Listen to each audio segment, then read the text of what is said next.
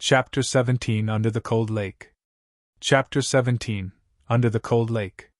Under the impact of the scarlet flame fruit's searing essence, Su Zimo's blood was already boiling. Each time he breathed out, his nose would release a scarlet airstream. The lifespan of the perfected golden core was at most 500 years. A flower that blooms and bear only one fruit in 1,000 years. What kind of concept would this spirit item possess? This flow of energy was rich and massive. Su Zimo could not endure it at all. He should count his blessings on having sustained for 5 minutes with the mystic classic of the 12 demon kings of the great wilderness. Ah! Su Zimo hollered at the sky. He had no place to vent out the energy in his body. It was such a torture that he wished to die. Bang! Su Zimo circulated all the energy in his body and executed mountain pressing. He bumped against the stone walls in the cave with all his might.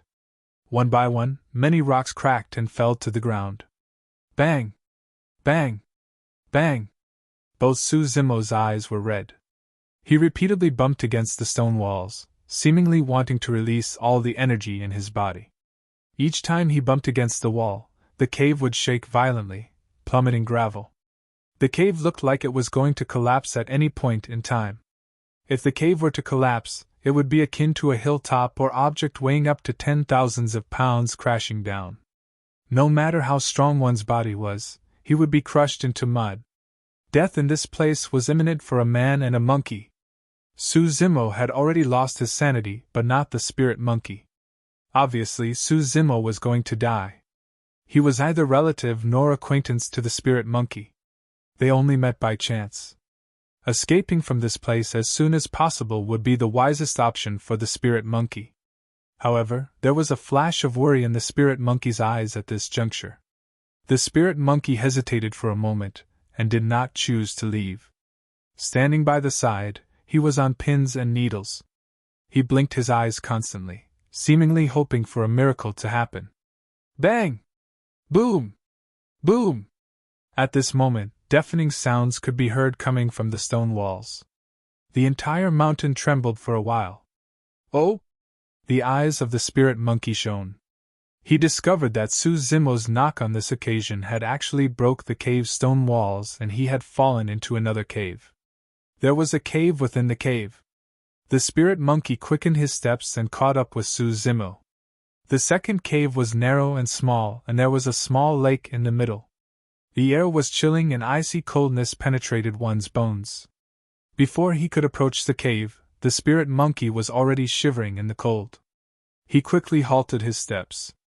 The cool air emitted by the pond was extremely strong, and even a little creepy. When the spirit monkey inched closer, a layer of frost appeared and was spreading slowly on his body's hair. Coldness penetrated him, as if countless steel needles were piercing through his blood and flesh. At this moment, Su Zimo was burning all over. When he sensed the bone-chilling coldness, he did not resist. Instead, he stepped towards the cold lake. The coldness was overwhelming and unbearable. However, Su Zimo, who had eaten the scarlet flame fruit by mistake, seemed to have innumerable flames burning in his body that could coincidentally offset the effect of the cold. Su Zimo jumped directly into the cold lake. Thereafter, sizzling sounds could be heard as if a striking hot iron bar had been immersed into the icy water. Cold and hot, ice and fire, these two distinct forces collided in Su Zimo's body. Su Zimo rose and fell in the cold lake, his figure submerged and reappearing from time to time. Vapor rose and mist enshrouded. It felt like an immortal land. The spirit monkey stood and watched this scene from afar. He faintly guessed that Su Zimo had already survived this calamity under a twist of circumstances. As the ancient saying goes, the antidote to any venomous poison will always be present in the latter's vicinity. Everything in the world mutually reinforced or countered each other. This was the order of nature that would never change. Since the cave had bred such a radical fruit like the scarlet flame fruit, a contrasted and radically cold item should be growing within the vicinity in accompaniment. Su Zimo had taken the scarlet flame fruit by mistake and could not endure the massive energy. Nevertheless, he discovered the cold lake by chance and borrowed the coldness to suppress the searing essence, and sealed it into every inch of his flesh and blood. These searing essence had not yet been dissipated from Su Zimo's body. However, a huge treasure trove had been sealed in his body. Each time he cultivated, he would refine the essence within him until he drained the energy of the scarlet flame fruit. This was greatly beneficial to Su Zimo in advancing in the realms in the future. From the moment that he leaped into the cold lake, Su Zimo had already regained his senses. Soon after, he realized that the energy of the scarlet flame fruit no longer posed a threat as it had been sealed in his body. Su Zimo wanted to jump out of the cold lake, but his heart suddenly wavered. Since this place could breed the scarlet flame fruit, could there be other such fruits breeding around the cold lake? The cave where the cold lake was situated was small and narrow. One could see everything in it at a mere glance. Su Zimo did not discover anything. If he had guessed correctly, there was a high possibility that they would be at the bottom of the lake. Su Zimo took a deep breath and plunged into the cold lake. The cold lake was extremely cold. Oddly, there were no signs of freezing. Su Zimo dived deeper and deeper, withstanding the intensifying pressure as he dived. The lake's waters were also getting colder and colder. After cultivating the mystic classic of the 12 demon kings of the great wilderness, Su Zimo's ability to hold his breath was very strong. He could hold it for 15 minutes long. However, as Su Zimo dived deeper, the coldness in his body intensified, his limbs gradually turned cold, and his blood circulation slowed down. This cold lake seemed bottomless. Su Zimo realized that he would freeze to death before he could see the bottom of it if he were to continue to swim. At this moment, a beam of red light suddenly streaked across the depths of the corner of the cold lake suddenly. Su Zimo focused his gaze towards the light, but he could not see it clearly as the lake's waters were blocking his view. He could only vaguely see a rock with 4 words engraved present in the deeper waters. The words were very blurry. Su Zimo slid both his arms and dived downwards again.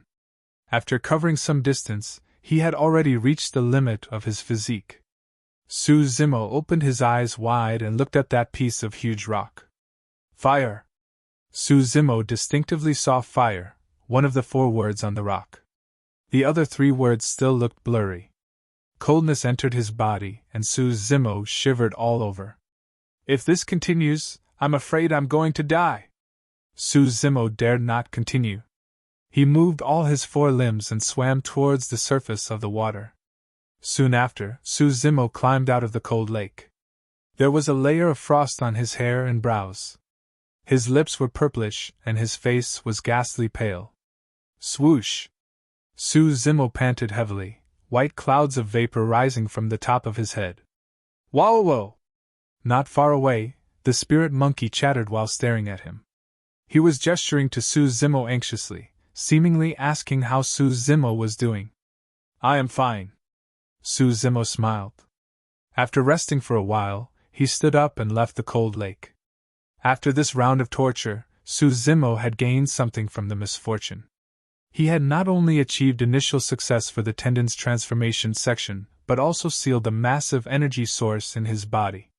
This meant that, henceforth, Su Zimo could cultivate at any point in time to refine and absorb the essence sealed in his body without the need to consume any food or drinks. Su Zimo's mood improved tremendously. He patted the shoulders of the spirit monkey and said smilingly, Damn monkey! Thanks. Che! The spirit monkey glanced at the sky and snorted hermp. He did reciprocate Su Zimo's gratitude. Su Zimo could not stifle his laughter. This monkey was very proud. Su Zimo understood its temperament a little. Su Zimo stood aside. He stood with his legs apart, parallel to his shoulders, in preparation to cultivate the 3 styles of tendon's transformation: Sanguine Ape Tri-Style, Sanguine Ape Fist Seal, Sanguine Ape Fruit Offering, and Sanguine Ape Transformation. The first 2 styles were killing moves, while the 3rd style was the core move. Dayu once told Su Zimo that one could not casually execute the Sanguine Ape Transformation unless he was on the brink of death. When he was surrounded by the packs of wolves in the valley, Su Zimo did not release the Sanguine Ape Transformation because he had not attained initial success of Tendon's transformation. If he were to do so, his large tendons would split, his body would explode, and he would die on the spot. Anaconda's tendons were flexible and resilient, whereas ape's tendons were both strong and soft. The outcome of cultivating ape first would cause the large tendons to burst and split, for they could not withstand the vigorous forces of the constant tugs and vibration. One would become paralyzed. This was the reason for the need to cultivate the anaconda prior to the ape styles. Su Zimo rested for a while. His body straightened. With his left fist guarding his chest, his right fist drew an arc in midair and smashed downwards. Sanguine ape fist seal.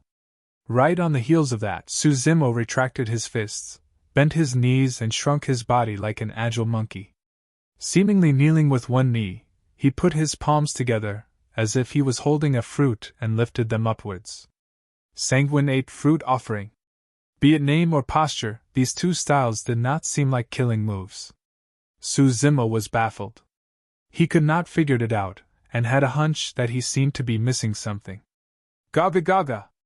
At this very moment, a fearless and bold laughter rang in his ears. Su Zimo looked back. He saw that spirit monkey sitting on the ground, laughing out loud and pointing at Su Zimo. His eyes were filled with contempt. He was only short of writing the word fool and similar words on his face. I have been looked down upon by this damn monkey again. Su Zimo glared at him and said, What is wrong with you again? The spirit monkey stopped mocking. Leaping up, he suddenly dashed towards Su Zimo like an arrow. Both his hands were guarding the chest, his right hand cupped into a fist, drawing an arc in midair, charging and aiming at Su Zimo's head. Su Zimo's expression changed greatly. The spirit monkey's punch was completely the style of Sanguine ape fist seal. It was exactly the same and even more vicious, filled with a murderous and imposing aura. Su Zimo did not understand the meaning of the word seal and Sanguine ape fist seal previously. He had a moment of realization at the sight of the spirit monkey smashing down his fist. The spirit monkey clenched his fist. Its greenish-black large tendons protruded, its flesh and blood expanding. The fist that swelled up like a huge seal suddenly dropped. There was an explosive sound in the air with this punch. So, that was the case. After easing the tendons, one could make use of the strength of the tendons to tighten the flesh and skin. When the tendons and flesh were knitted together, one would use the fist as a seal. This was the essence of the Sanguine ape fist seal. How much force could a human create by smashing his fist? However, if a huge seal were to smash directly in the face, what would be the outcome? Both Su Zimo and the spirit monkey used the same style but at two completely different levels. There was a world of a difference in impact. Chapter 18 1 Year On. Chapter 18 1 Year On. The spirit monkey suddenly executed such a ferocious Sanguine ape fist seal. Su Zimo was taken aback. Su Zimo was suddenly enlightened on the gist of this style. Slightly distracted, he was hit right in the face by the spirit monkey's punch. The blow was severe. Su Zimo was caught off guard. He was flung out, and he bumped onto the stone walls in the cave, causing a huge dent on it. Dense cracks started to appear around the stone wall. Su Zimo was dazed by the hit. At one moment, this monkey was laughing in such a carefree manner. In the next moment, he turned hostile and attacked. It was completely illogical. In fact, although the spirit monkey was intelligent and psychic, it did not understand the way humans interacted with one another. Hence, it was not influenced by the fighting and scheming as well as deceiving and blackmailing means in the mortal world. In the forest, the only communication between the demon clan was combat. The spirit monkey was simple and innocent. It retained the most primitive instinct of survival. It would fight or smile when it felt like it. He saved Su Zimo only because of its enmity with the wolves. He completely did not care whether Su Zimo was human or demon. When it released its punch, the spirit monkey had not even thought of retracting it. If Su Zimo had not cultivated the mystic classic of the 12 demon kings of the great wilderness, and consumed the scarlet flame fruit, attained initial success with body tempering and tendons transformation, this Sanguine ape fist seal style would most probably make him half dead. Su Zimo touched the blood flowing out of his nostrils.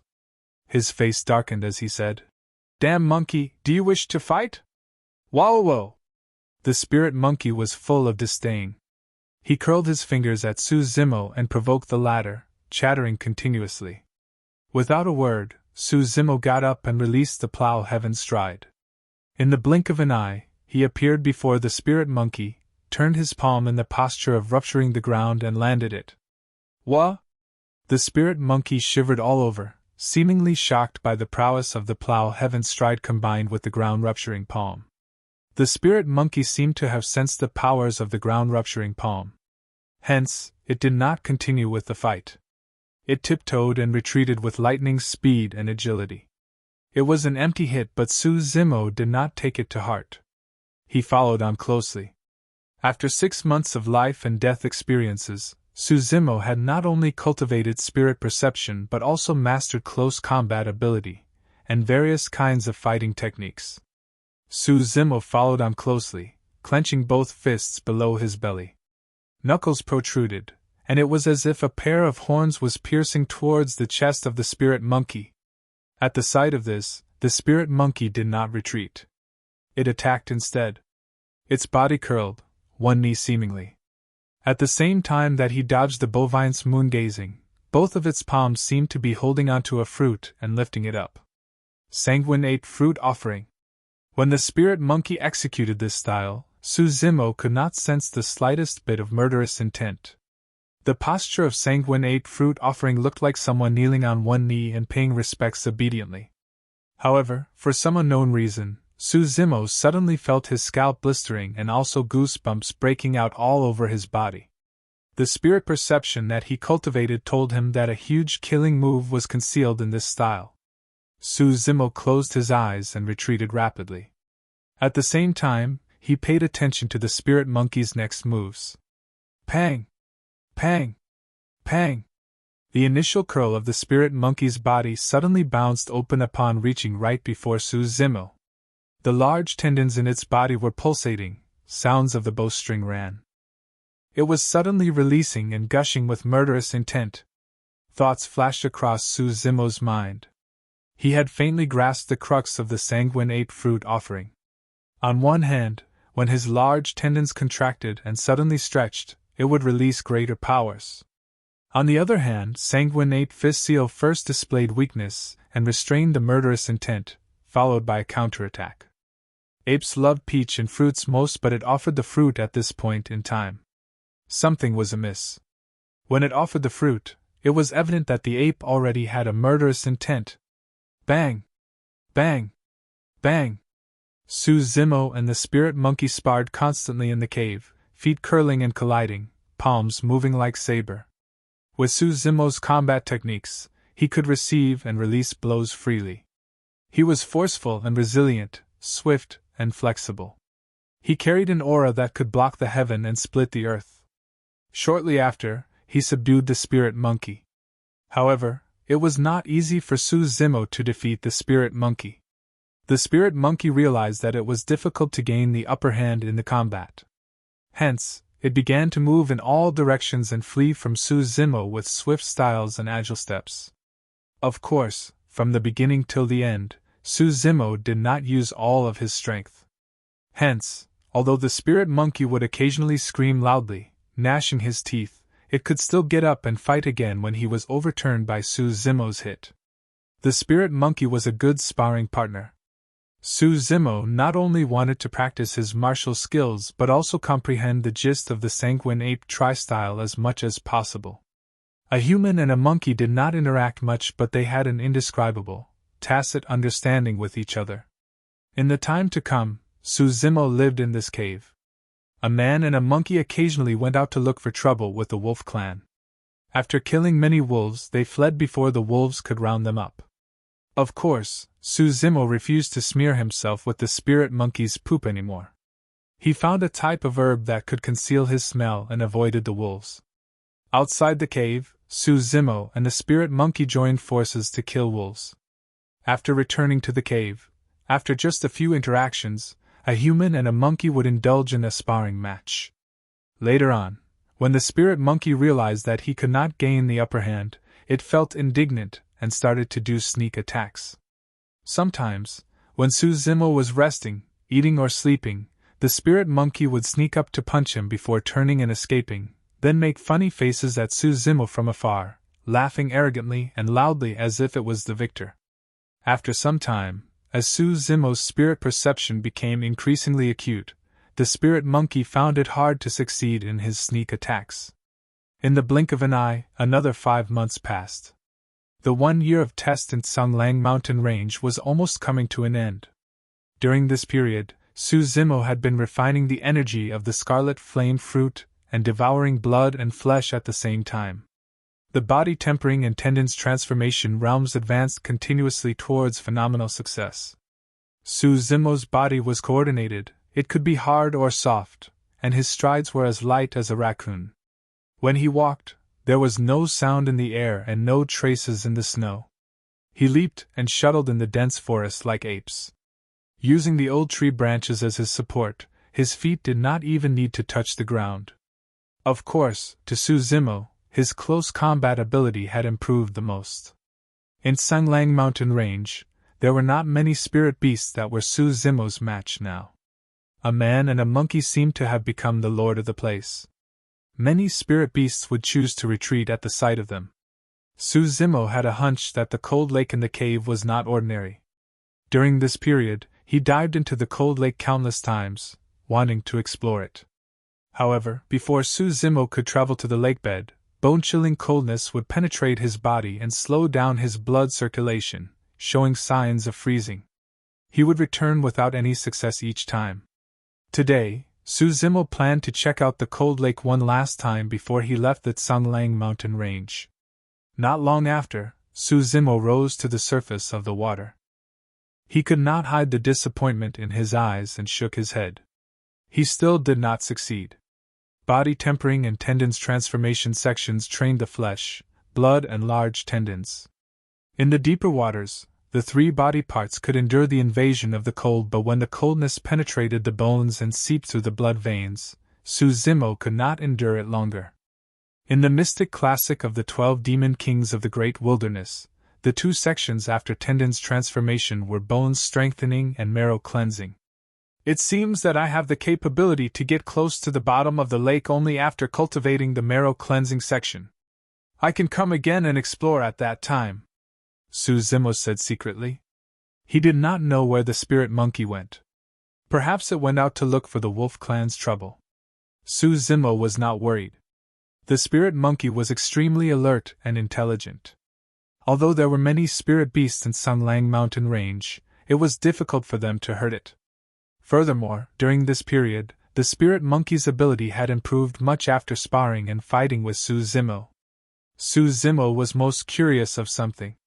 The spirit monkey seemed to have learned the tendons transformation section before. The spirit monkey not only knew the Sanguine ape tri-style. His usual breathing and expiration was also similar to that in the tendons transformation section. Yet, it was a little different. It seemed a little strange.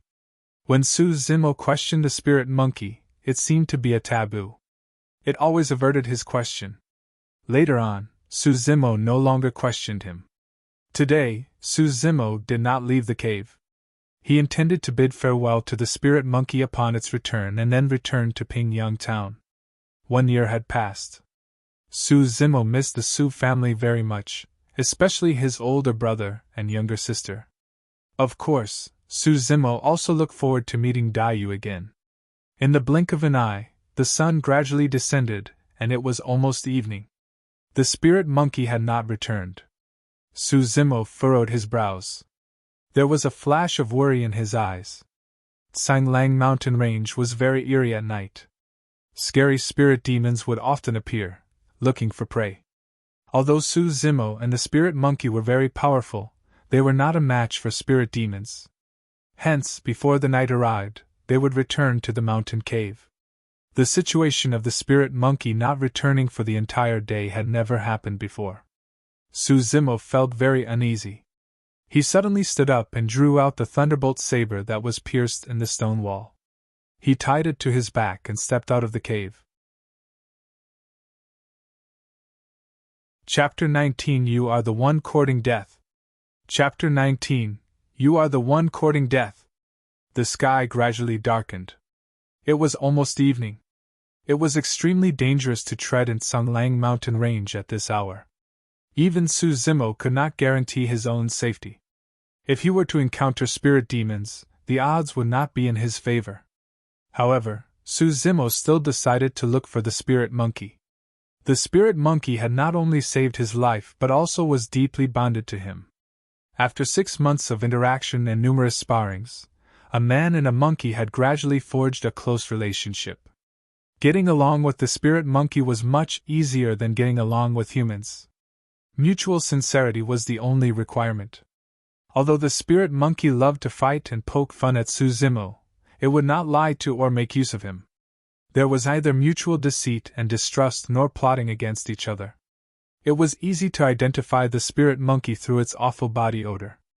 After getting a few whiffs outside the cave, Su Zimo decided to dash towards a certain direction. It was only later on did Su Zimo realize that this monkey had a special preference for its own poop.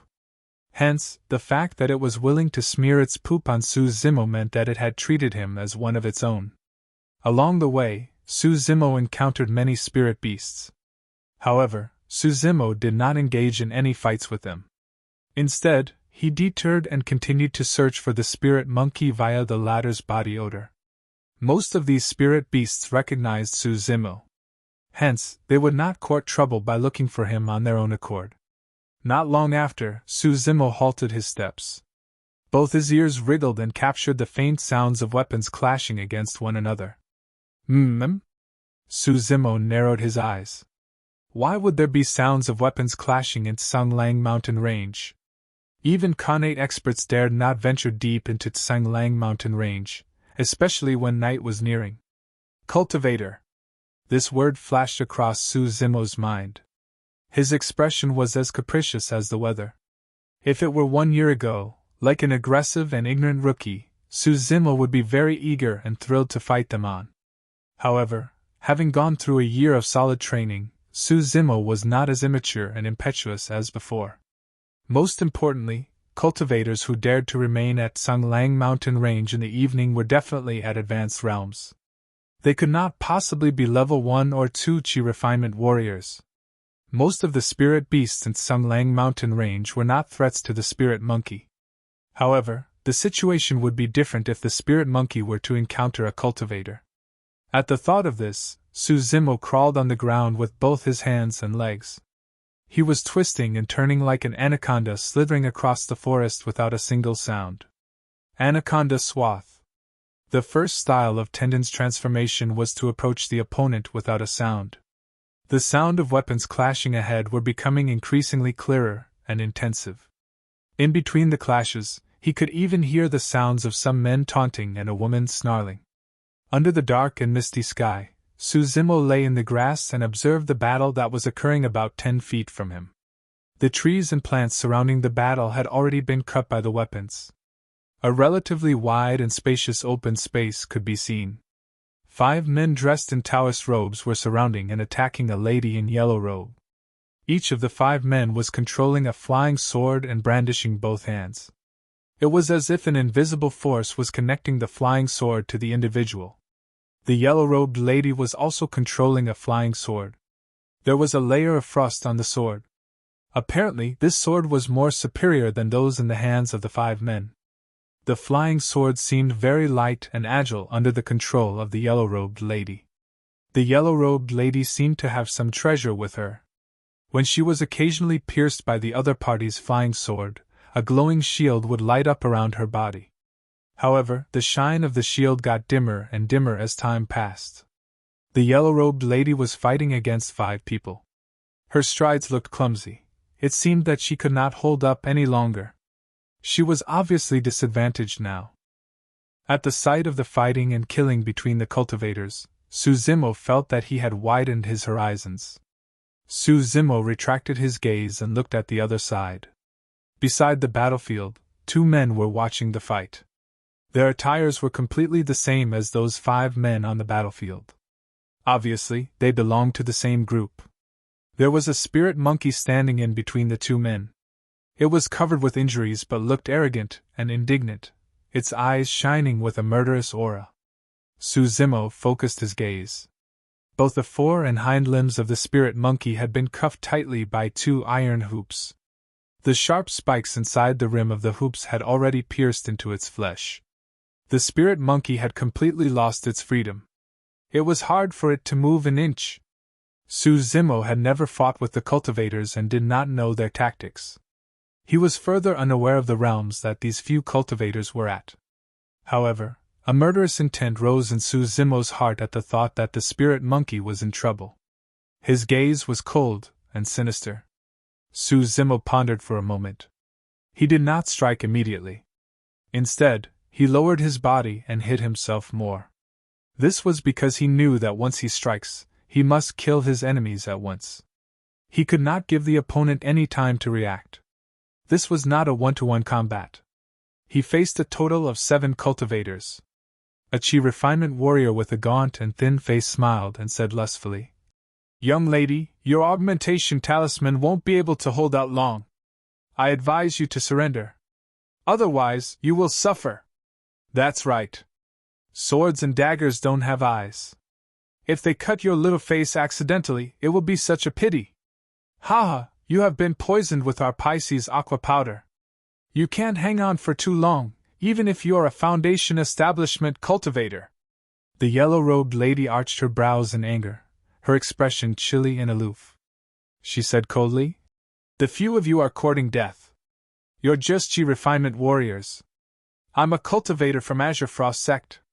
If you know what is good for you, quickly surrender." Su Zimo was stunned. He did not expect the yellow-robed lady to be a Foundation Establishment cultivator. The frightening thing was that she was seemingly poisoned by the Pisces aqua powder. Hence, she would not be a match for these 5 chi refinement warriors. As to the augmentation talisman mentioned by that chi refinement warrior, Su Zimo had heard about it. One of the chi refinement warriors, who had a large face, sneered, "Hey, since we know that you are a cultivator of Azure Frost sect, the more we can't let you off. You have fallen into the Joyful Seven's hands. We'll make you feel so ecstatic that you will crave for death. Be obedient." Seemingly distracted by these words, the flying sword controlled by the yellow-robed lady halted for a moment. As a result, she was pierced by 2 other flying swords. Clang! Clang! A shield with a golden glow appeared around the yellow-robed lady and blocked the 2 flying swords. However, upon the impact of the blow, the shield was filled with cracks and looked like it would break at any point in time. The yellow-robed lady pursed her red lips without saying a word. She defended with all her might and refused to concede defeat. On the other hand, the bald-headed chi refinement warrior beside the spirit monkey looked relaxed. He said smilingly, "We have gained a lot in this trip to Tsanglang mountain range. This lady definitely has a lot of treasures with her. Most importantly, be it face or figure, this lady is of supreme grade. She will be a delight for the 7 of us. Ha! That said, if we don't have the beast-trapping hoop that Master passed down to us, we really won't be able to take down this monkey," said another chi refinement warrior who was carrying a long rod. There was a lingering fear in his heart. The bald-headed chi refinement warrior sneered and said, "After we return, let's torture this monkey and force it to pledge a blood oath. I don't believe that we can't subdue a beast." When the 2 saw that the outcome was quite certain, they could not help relaxing a little and chatting casually. At this moment, there was a bloody shine in the spirit monkey's eyes. Initially rooted to the ground, it suddenly turned its body and opened its mouth wide, revealing its sharp teeth as it bit the neck of the chi refinement warrior beside him. The spirit monkey's limbs could not move as they had been bound. However, biting was an innate skill of it since the day it was born. If it could successfully bite the chi refinement warrior, the latter would not have any chance of surviving. The spirit monkey was tall and big. It had to lower its head to bite the chi refinement warrior, who was relatively shorter. In addition, its body was restrained. As such, its action was slightly delayed and that person reacted in time. The countenance of the chi refinement warrior holding the rod changed. He quickly dodged. Pierce. Although he had avoided being bitten on the vital point of his neck, a big piece of flesh on his shoulder tip had been torn off by the spirit monkey. Fresh blood was spilling out from it. Ah! The Chi Refinement Warrior cried in pain, looking ghastly pale. He touched a small cloth bag below his waist, and a porcelain bottle appeared in his palm. He opened the bottle and took out a tuft of powder-like substance before applying it on his wound. This stopped the fresh blood from dripping. It was very amazing. After the Chi Refinement Warrior managed his wound, he lifted his steel rod furiously. There was a flash of light, and the rod landed hard on the knees of the spirit monkey. He scolded, "Bastard, kneel down!" There was a loud thud on the ground. The spirit monkey trembled. Flashes of pain could be seen in its eyes.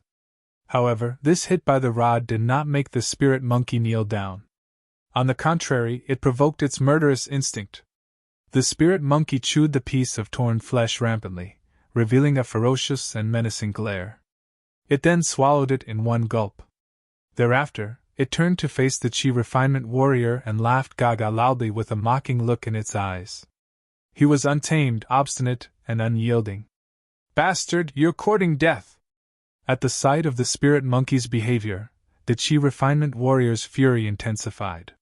He did not care whether his wound would burst open. He lifted the steel rod again and smashed it towards the top of the spirit monkey's head. At this very moment, a cold voice rang in his ears. "You're the one courting death!" Chapter 20 Kill. Chapter 20 Kill. When this sound was heard, it was accompanied by a strong aura of death that almost suffocated him. "Who is this? You actually sneaked up behind me quietly and I didn't notice it?" Before he could finish his thought, his head hurt and he lost consciousness immediately. Initially, the Chi Refinement Warrior who was standing at the other side looked relaxed when he saw his comrade teach the spirit monkey a lesson agitatedly. He did not expect to see such a terrifying and eerie scene. A distance away, the bush had moved a little, but the bald-headed Chi Refinement Warrior did not take it to heart. However, a figure mysteriously appeared behind his comrade in the next moment. Enshrouded by the misty and dark skies, the intruder exuded a towering murderous aura, as if he was a ghost from hell. It happened too quickly and suddenly. The intruder slammed his palm on the head of the Chi Refinement Warrior holding the rod. The latter was caught off guard and could not defend himself at all. Poof! Poof! Poof! The head of the Chi Refinement Warrior holding the rod was actually pressed directly into his chest. Blood-chilling sounds of flesh and blood bursting could be heard coming from the neck. The bald-headed Chi Refinement Warrior looked aghast. Just as he was about to shout out loudly, he saw the intruder taking successive moves. The figure stretched his legs had reached him in just 2 strides. The murderous aura was pervasive. This overbearing aura forced the bald-headed Chi Refinement Warrior to swallow the words in his mouth back into his throat again. The bald-headed Chi Refinement Warrior instinctively stretched out his hands towards the cloth bag on his waist. He calmed down slightly only when a flying sword landed in his hands. However, before the Chi Refinement Warrior could draw out his flying sword, the intruder's palm had already landed on him. Pa! The skull of the bald-headed Chi Refinement Warrior was smashed in just one hit. His brain split, and he died on the spot. In actual fact, when the spirit monkey tried to bite the Chi Refinement Warrior holding the rod, Su Zimo had already began taking action. However, as both parties were about 10 feet away from each other, Su Zimo dared not increase his speed, for fear of being discovered. When Su Zimo reached these 2 Chi Refinement Warriors' sides, they were destined to meet with a fatal calamity. The entire process seemed very slow upon narration, but in fact, it occurred in the split of a moment. To top-notch martial experts, this moment was especially crucial. Ow! Ow! The spirit monkey recognized Su Zimo. His eyes lit up and he was overjoyed. He shouted loudly to express the excitement in his heart. Su Zimo ignored the spirit monkey. Without a word and carrying a calm demeanor, he had slayed the bald-headed Chi Refinement Warrior. Twisting and moving, he charged straight to the other battlefield. Long before he attacked, Su Zimo had already made the preparations. Once he attacked, he had to give it his best shot and crumble the other party in lightning speed. Putting aside the obvious point that these 7 Qi refinement warriors were ill-intentioned, the painful torture that they administered to the spirit monkey alone had already provoked Su Zimo's murderous instinct. Most importantly, if he were to let off any one of them, they would become a source of endless trouble. Su Zimo heard very clearly that these 7 individuals were from the Joyful clan. Who knew what strong and powerful cultivators were in this clan? Would they hunt him down? On the other battlefield, 5 Qi refinement warriors from the Joyful clan jumped in shock at the sudden change in circumstances. Who would have thought that 2 of their clan mates would die grievously in a matter of moments? The most perplexing thing was that the intruder was clad in skins of beast and full of black stubble on his face. He looked like an uncivilized, primitive wild man. They also could not sense any flow of spirit qi from his body. He was not a cultivator? Such a barbarian could actually kill 2 level 6 Qi refinement warriors in the blink of an eye. The 5 of them already did not have the time to think, because this barbarian had already dashed to them with a pervasive murderous intent and monstrous aura. There was a flash of cruelty in the eyes of the fat-faced Qi refinement warrior who was facing Su Zimo. He smiled grimly. "Where did this barbarian come from? You have no sense of danger. Qi!" This fellow snarled and directed his flying sword to the oncoming Su Zimo. A beam of light shone from the flying sword. The sword's aura intensified. It was so extraordinary. Su Zimo closed his eyes briefly. Facing this flying sword, he had initially planned to use the bovine-tongued saber to shatter or hurl away the sword. However, Su Zimo's acute spirit perception told him that this sword was very powerful and might possibly injure him. Su Zimo charged forward in lightning speed. However, the flying sword was lunging at him at an even faster speed. If it was 1 year ago, Su Zimo would not be able to react in time, let alone dodge this flying sword. However, today, Su Zimo suddenly lowered his body. All of his 4 limbs exerted strength as he twisted his body, staying close to the ground. Agile and swift, he had a close shave with the flying sword. In a matter of moments, he appeared in front of the fat-faced Qi refinement warrior. The Qi refinement warrior was stunned, the colors on his face drained. Su Zimo suddenly got up. His body and 4 limbs became as soft and flexible as an anaconda. It coiled onto the plump body of this man. Large tendons pulsated, flesh and blood expanded, and the entire body exploded with energy. After Anaconda Swath, he executed another killing move of tendons transformation, Anaconda Strangle. All the spirit beasts in the Tsanglang mountain range were aware. After being bitten by the anaconda, one might still escape. However, if one's body were to be coiled by the anaconda, they would die for sure. Even if one's body was strong enough to wrestle with the anaconda, he would eventually die of suffocation. In the past 6 months, although the spirit monkey often sparred with Su Zimo, it had never dared to allow Su Zimo to close up on and coil it. This Qi refinement warrior did not have a body that was as strong and resilient as the spirit monkey. After Su Zimo wrapped and strangled it, all the bones in his body were crushed. Deafening sounds of pa could be heard. It was horrible and gruesome. Poof! Bloody fog filled the air. Under the watchful eyes of everyone, a burly figure burst open on the spot and turned into a puddle of fleshy mud. This was the true powers of the mystic classic of the 12 demon kings of the great wilderness. After killing this man, Su Zimo did not stop. He used Plow Heaven's stride and headed towards another Qi refinement warrior with a gaunt and frail face. Although Su Zimo was unaware of the cultivation realm of the 5 Qi refinement warriors present, using his spirit perception, he could vaguely sense that the fat-faced Qi refinement warrior who died earlier and the one before him right now were the greatest threats to him. He could reduce the chances of an accident to the lowest if he could kill the 2 of them first. At the sight of Su Zimo killing 3 people, the skinny Qi refinement warrior wore a grave expression. He instantly became cautious. A ray of light burst out from his fingertip and entered the flying sword. The flying sword flickered and shone brightly. Go! This flying sword dashed towards Suzumo, its movements as swift as thunder and as fast as lightning. One of the 3 chi refinement warriors who were attacking the yellow-robed lady also came forward and directed his flying sword to pierce the middle of Suzumo's back. The 2 chi refinement warriors concentrated on rounding up and attacking Suzumo. Suzumo seemed to have eyes grown on his back. Without even turning back, as he was charging forward, he dodged and got away from the flying sword piercing towards his back. Simultaneously, Suzumo used his backhand to grip the thunderbolt saber on his back, spread his arms and slashed towards the flying sword coming towards him. Clang! Ear-piercing sounds of weapons clashing could be heard. The thunderbolt saber chipped off after colliding with the flying sword. Cracks appeared around the chip.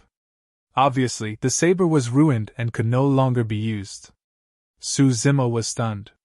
Since he got hold of the thunderbolt saber, it had always been of use to him. It could even slash the skin, hair, flesh and blood of spirit beasts. Unexpectedly, it almost shattered into pieces after colliding with the agile, long and slim flying sword of the cultivator. Suzumo's expression did not change. He was not bothered. This was because he had already achieved his objective. The thunderbolt saber had hit the flying sword, riding on the shocking energy that exploded from his body. It had already sent the flying sword on a deviated route that was some distance away. The flying sword that should initially pierce into Suzumo's skull only passed through the passage beside his cheek. Right from the beginning, Suzumo had never paused his attacks for a single moment. His speed only increased. He was closing in. Suzumo used the thunderbolt saber to block the flying sword so that he could shorten the distance between he and the thin and frail chi refinement warrior. Suzumo remembered Daiyu's words by heart. Most of the cultivators' bodies are relatively weak. As long as you can avert their first wave of attack and take the chance to shorten the distance between both of you, you will be able to make use of the strong and powerful close combat ability of the demon clan to slay them. Chapter 21 Calamity. Chapter 21 Calamity. Suzumo widened his strides and walked to the front of the skinny chi refinement warrior. As soon as he flipped his hand, the ground-rupturing palm was violently executed towards the face of the other party. The skinny chi refinement warrior was very alert and quick to react. At the sight of Suzumo dodging the flying sword, he had searched out a face mirror from the cloth bag on his waist and chanted something. The mirror enlarged instantly, glistening and crystal clear. Suzumo had long noticed the small cloth bag hanging on the waist of the cultivators. It seemed to be a cosmic bag. Whenever they touched it, they could retrieve something. However, Suzumo did not find it unusual. Compared to the methods that Daiyu used to open up a big and spacious cultivation field, these small cloth bags were obviously much weaker. In a hurry, the skinny chi refinement warrior lifted the mirror in his hands to shield his head. Bang! Crack! Crack! Crack! Suzumo's hands landed on the mirror of the skinny chi refinement warrior. First, there was a deafening sound of an explosion. Immediately after, lines of cracks appeared on the mirror surface. Ah! The skinny chi refinement warrior gave out a miserable cry. His arms had been instantly crushed by the powers reflected by the surface of the mirror. His veins and bones shattered and his body was flung off. This time, Suzumo dared to hit with his bare fists. On the one hand, it was because he sensed that the mirror did not have any attack properties. On the other hand, the surface of the mirror did not shine when the other party took it out. As expected, this mirror had been destroyed in one hit by Suzumo. The skinny chi refinement warrior almost died on the spot. He fell to the ground, looking as white as a sheet and shrieking. "Who are you? How dare you intervene in the matters of my Joy clan? I'll kill your people!" Suzumo sneered. He moved forward with large strides, wanting to end the life of this skinny chi refinement warrior. At this very moment, Suzumo sighted a flash of strange looks beneath the eyes of the skinny chi refinement warrior. Not good! Suzumo was stunned. He quickly moved backwards. This was the first time that Su Zimo was involved in a fight with a cultivator.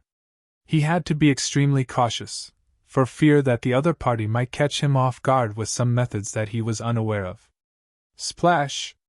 The skinny Chi refinement warrior suddenly raised his hand and dispersed a powder that emitted a faint fragrance. Nevertheless, Su Zimo was a step quicker in moving backwards and did not come into contact with this mist of powder. Comrade, this is the joyful reunion powder. You must not breathe this in. The sound of the yellow-robed lady could be heard. It was gentle and beautiful, carrying a tinge of anxiety. Su Zimo frowned and looked at the skinny Chi refinement warrior who was hiding in the mist of powder. He paused for a moment. If he were to wait for a while, these powder would naturally disperse and not pose a threat. However, Su Zimo could not waste time because there were 3 more cultivators nearby. Su Zimo decisively turned and gave up on that fellow temporarily. He then charged towards the person behind him. At the sight of the skinny Chi refinement warrior being reduced to a handicap by 1 hit of the palm, the man behind Su Zimo had long turned pale with fright. He quickly controlled the flying sword to charge at Su Zimo's glabella with all his might. There was no flicker or shine of light in this flying sword. Su Zimo closed his eyes and did not intend to dodge it. Maintaining the posture of downward thrust, he stuck out his right hand and gently lay it on the oncoming flying sword. Rap, hit, pull. Swash. Although this flying sword did not break, it had been thrown aside by Su Zimo.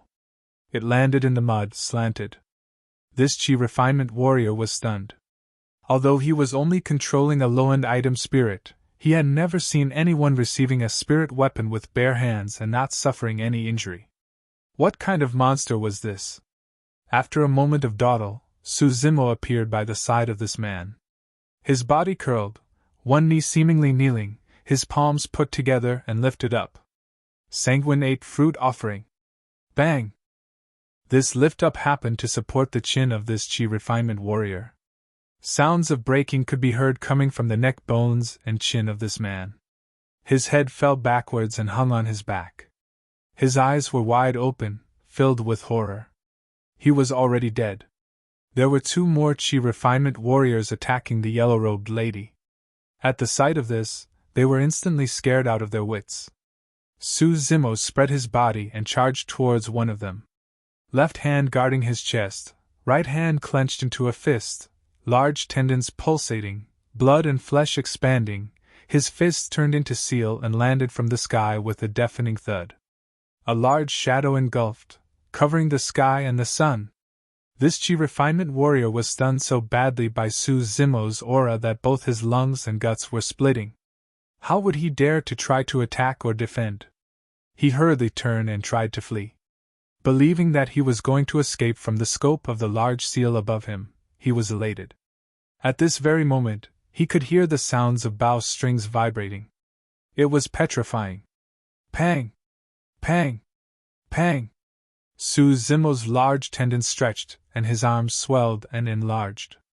The gigantic seal came crashing down, caught up with that Chi refinement warrior who was fleeing in panic and landed on the top of his head.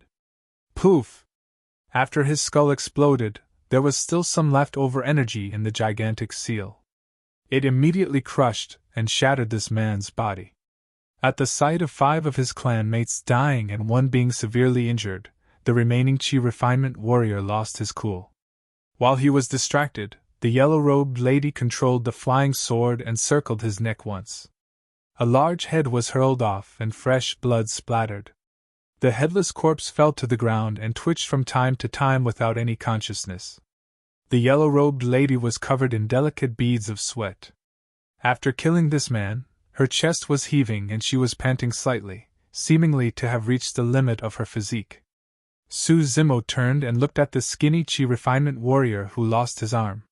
However, he discovered that the other party had seized the opportunity to escape to a distance. His right hand was pressing onto his wound. With a flying sword under his feet, he traveled through the sky and disappeared into the forest immediately.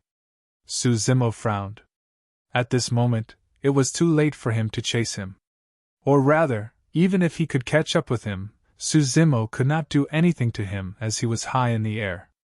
Suddenly, Suzimo discovered that he had a fatal weakness. He could not fly in the sky. If the Chi Refinement Warrior were to execute the sword kinesis flight immediately before fighting him, he could only be attacked and could not strike back. After this round of killings, night had gradually fallen. One could vaguely hear the roaring sounds of the spirit beasts shaking the heavens and earth. Looking at the back view of the skinny Chi Refinement Warrior in the darkness, there was a flash of worry in Suzimo's eyes. This man's escape was ultimately a calamity. No one knew when this calamity would begin to erupt. However, another thought flashed across Suzimo's mind. Night had fallen and it was the time where spirit beasts and spirit demons come out preying. This man's broken arm would emit a strong stench of blood. He might not leave the Tsanglang mountain range alive. Ow! Ow! The spirit monkey's shouts interrupted Suzimo's deep thoughts. The spirit monkey was tied up. He leaped about on the ground that he was standing at, shouting at Suzimo. It wanted him to help it remove the iron hoops around its limbs quickly. Stay there obediently first. Who told you to run around? It was a rare sight for the spirit monkey to be defeated. Suzimo deliberately cast him aside and went to the corpses of the few cultivators. He removed the 6 small cloth bags from their bodies and tucked them into his arms without even looking. Although he did not know what they were, Suzimo could sense that these small cloth bags were quite famous, and seemed to be cosmic bags. It definitely contained many treasures. Suzimo turned and picked up a flying sword that had fallen to the ground. The shape of this flying sword was a little unique. It did not have a handle, but only a blade that was extremely sharp. Typical people would have problems holding it. However, this was not much of an issue for Suzimo. Suzimo held onto the sharp blade with his bare hands and walked to the spirit monkey. He aimed at the iron hoops that bound the spirit monkey's limbs and slashed hard. Clang! Sparks were flying everywhere. A white streak appeared on the iron hoop, but it did not break. Suzimo furrowed his brows slightly. This flying sword could even shatter the thunderbolt saber. Yet, it could not break the iron hoops on the spirit monkey's limbs. This was a little troublesome. Suzimo could faintly sense that it was not because the flying sword was not sharp enough, but because he did not use it correctly. Chapter 22 Yao Xue. Chapter 22 Yao Xue. Just as Suzimo was deep in thought, the yellow-robed lady gradually approached him and said softly, "I'm Yao Xue from Azure Frost Sect. Thank you for saving me and fighting for justice, comrade." Suzimo's thoughts were focused on how to remove the hoops from the spirit monkey's forelimbs. He only glanced at Yao Xue but did not reply. Yao Xue pondered shortly before saying, "Comrade, you wish to remove this beast-trapping hoop, right? Why don't I give it a try?" Suzimo took a hesitant glance at Yao Xue before nodding. Yao Xue tapped the flying sword in her hands gently. 2 flashes of light appeared and a layer of frost covered the blade of the sword instantly. The aura of the sword was appalling. Suzimo looked on conscientiously. Earlier on, only 1 flash of light appeared on the flying swords of the 2 Chi Refinement Warriors from Joyful Clan. However, there were 2 flashes of light on the flying sword in Yao Xue's hands now. Obviously, the sword in this lady's hands was of a better quality. The blade was also sharper. Suzimo quietly memorized this and paid careful attention to Yao Xue's every move. He saw Yao Xue controlling the flying sword's movement from a distance. When her slim and fair finger pointed forward a little, the flying sword drew an arc in midair and slashed the beast-trapping hoop hard. Pa! Pa! Coinciding with the noise, the beast-trapping hoop broke. Having felt aggrieved for some time, the spirit monkey was thrilled after breaking free from the restraint. Oblivious to its bleeding wounds, it chattered ow, ow, continuously. "Thank you?" Suzimo nodded to Yao Xue. "It's not a big deal." Yao Xue smiled. Suddenly, a doubt arose in her heart, and she could not help asking, "Is this a spirit beast that you reared and nurtured?" Yao Xue could tell that this wild man who was clad in hide knew the spirit monkey. Most likely, He intervened in this matter because he wanted to save the spirit monkey, and then saved her in the passing. In the cultivation world, many cultivators would rear and groom spirit beasts to improve their combat ability. Once the spirit beast had pledged a blood oath, they would not betray the cultivator. Otherwise, they would be punished by heaven and die from a reflux of their own blood flow. Upon hearing this question, Su Zimo frowned, shook his head and said, "He is my friend." "Ah?" Yao Xue blinked her eyes. She was very puzzled. It was really hard for her to imagine how a human could become friends with a spirit beast. Since ancient times, human and demon were of different paths and in constant fights with each other. Their relationship was getting from bad to worse. There was only one possibility of interaction, a master and slave relationship whereby one party had taken a blood oath. The term friend truly seemed a little unique when it came to the two different clans.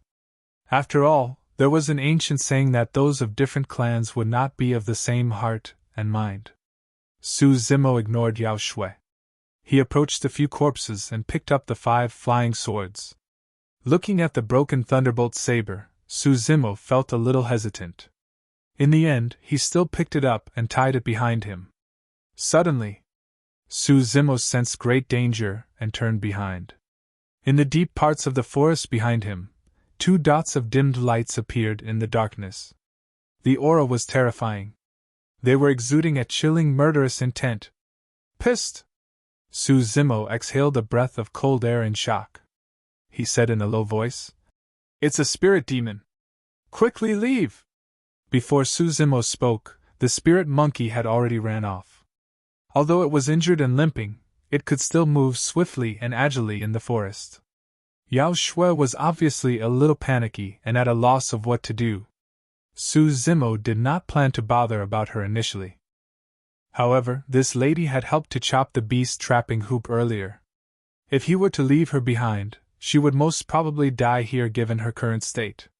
Su Zimo took a glance at her and said in a low voice, "Follow me!" Just as he spoke, Su Zimo had already begun to move forward. Yao Xue's cheeks blushed faintly. She gritted her teeth and quickly followed him. Yao Xue had been poisoned with the Pisces aqua powder. She would not be impacted much if she could force out the poison and nurse her injuries. However, she had just been engaged in a fierce battle with the Joyful 7 earlier, and almost exhausted all her spiritual powers. She could not even fly by standing on her flying sword. As such, she gradually could not endure the effects of the Pisces aqua powder. She felt her entire body heating up and limbs numb. Yao Xue was very clear of the effects of the Pisces aqua powder. No matter how strong-willed one was, one would not be able to endure the power of this drug. "If I can't endure it, I will rather be devoured by this spirit demon than to be humiliated by others." Yao Xue bit her cherry-red lips and quietly decided. The spirit monkey had long disappeared after running off. That wild man in front of her appeared faintly from time to time. Yao Xue tried her best to chase up to him. The unknown spirit demon behind followed her closely. Its chilling gaze was like a thorn on her back, never disappearing for a moment. After running for a while, Yao Xue's legs were wobbly. She almost tripped and fell onto the ground. Although she was already prepared to be buried in the beast's mouth, she was terrified at the thought that she would be torn apart and devoured by the spirit demon. Sounds of the spirit demon treading on the grass behind her were getting closer and closer. The murderous intent was pervasive and cold. Yao Xue could even smell the fishy breath of spirit demon's mouth. However, at this very moment, Yao Xue did not have the energy to run anymore. Forget it. To think that I, Yao Xue, would die at this place. If father knows about this, sigh. Yao Xue was totally exhausted. She stood still, panting. She felt aggrieved and sorrowful. Closing her eyes, 2 streaks of tears flowed down quietly. At this moment, Yao Xue suddenly felt a strong and sturdy arm on her waist. Thereafter, her body felt light. Someone had taken her away from the place.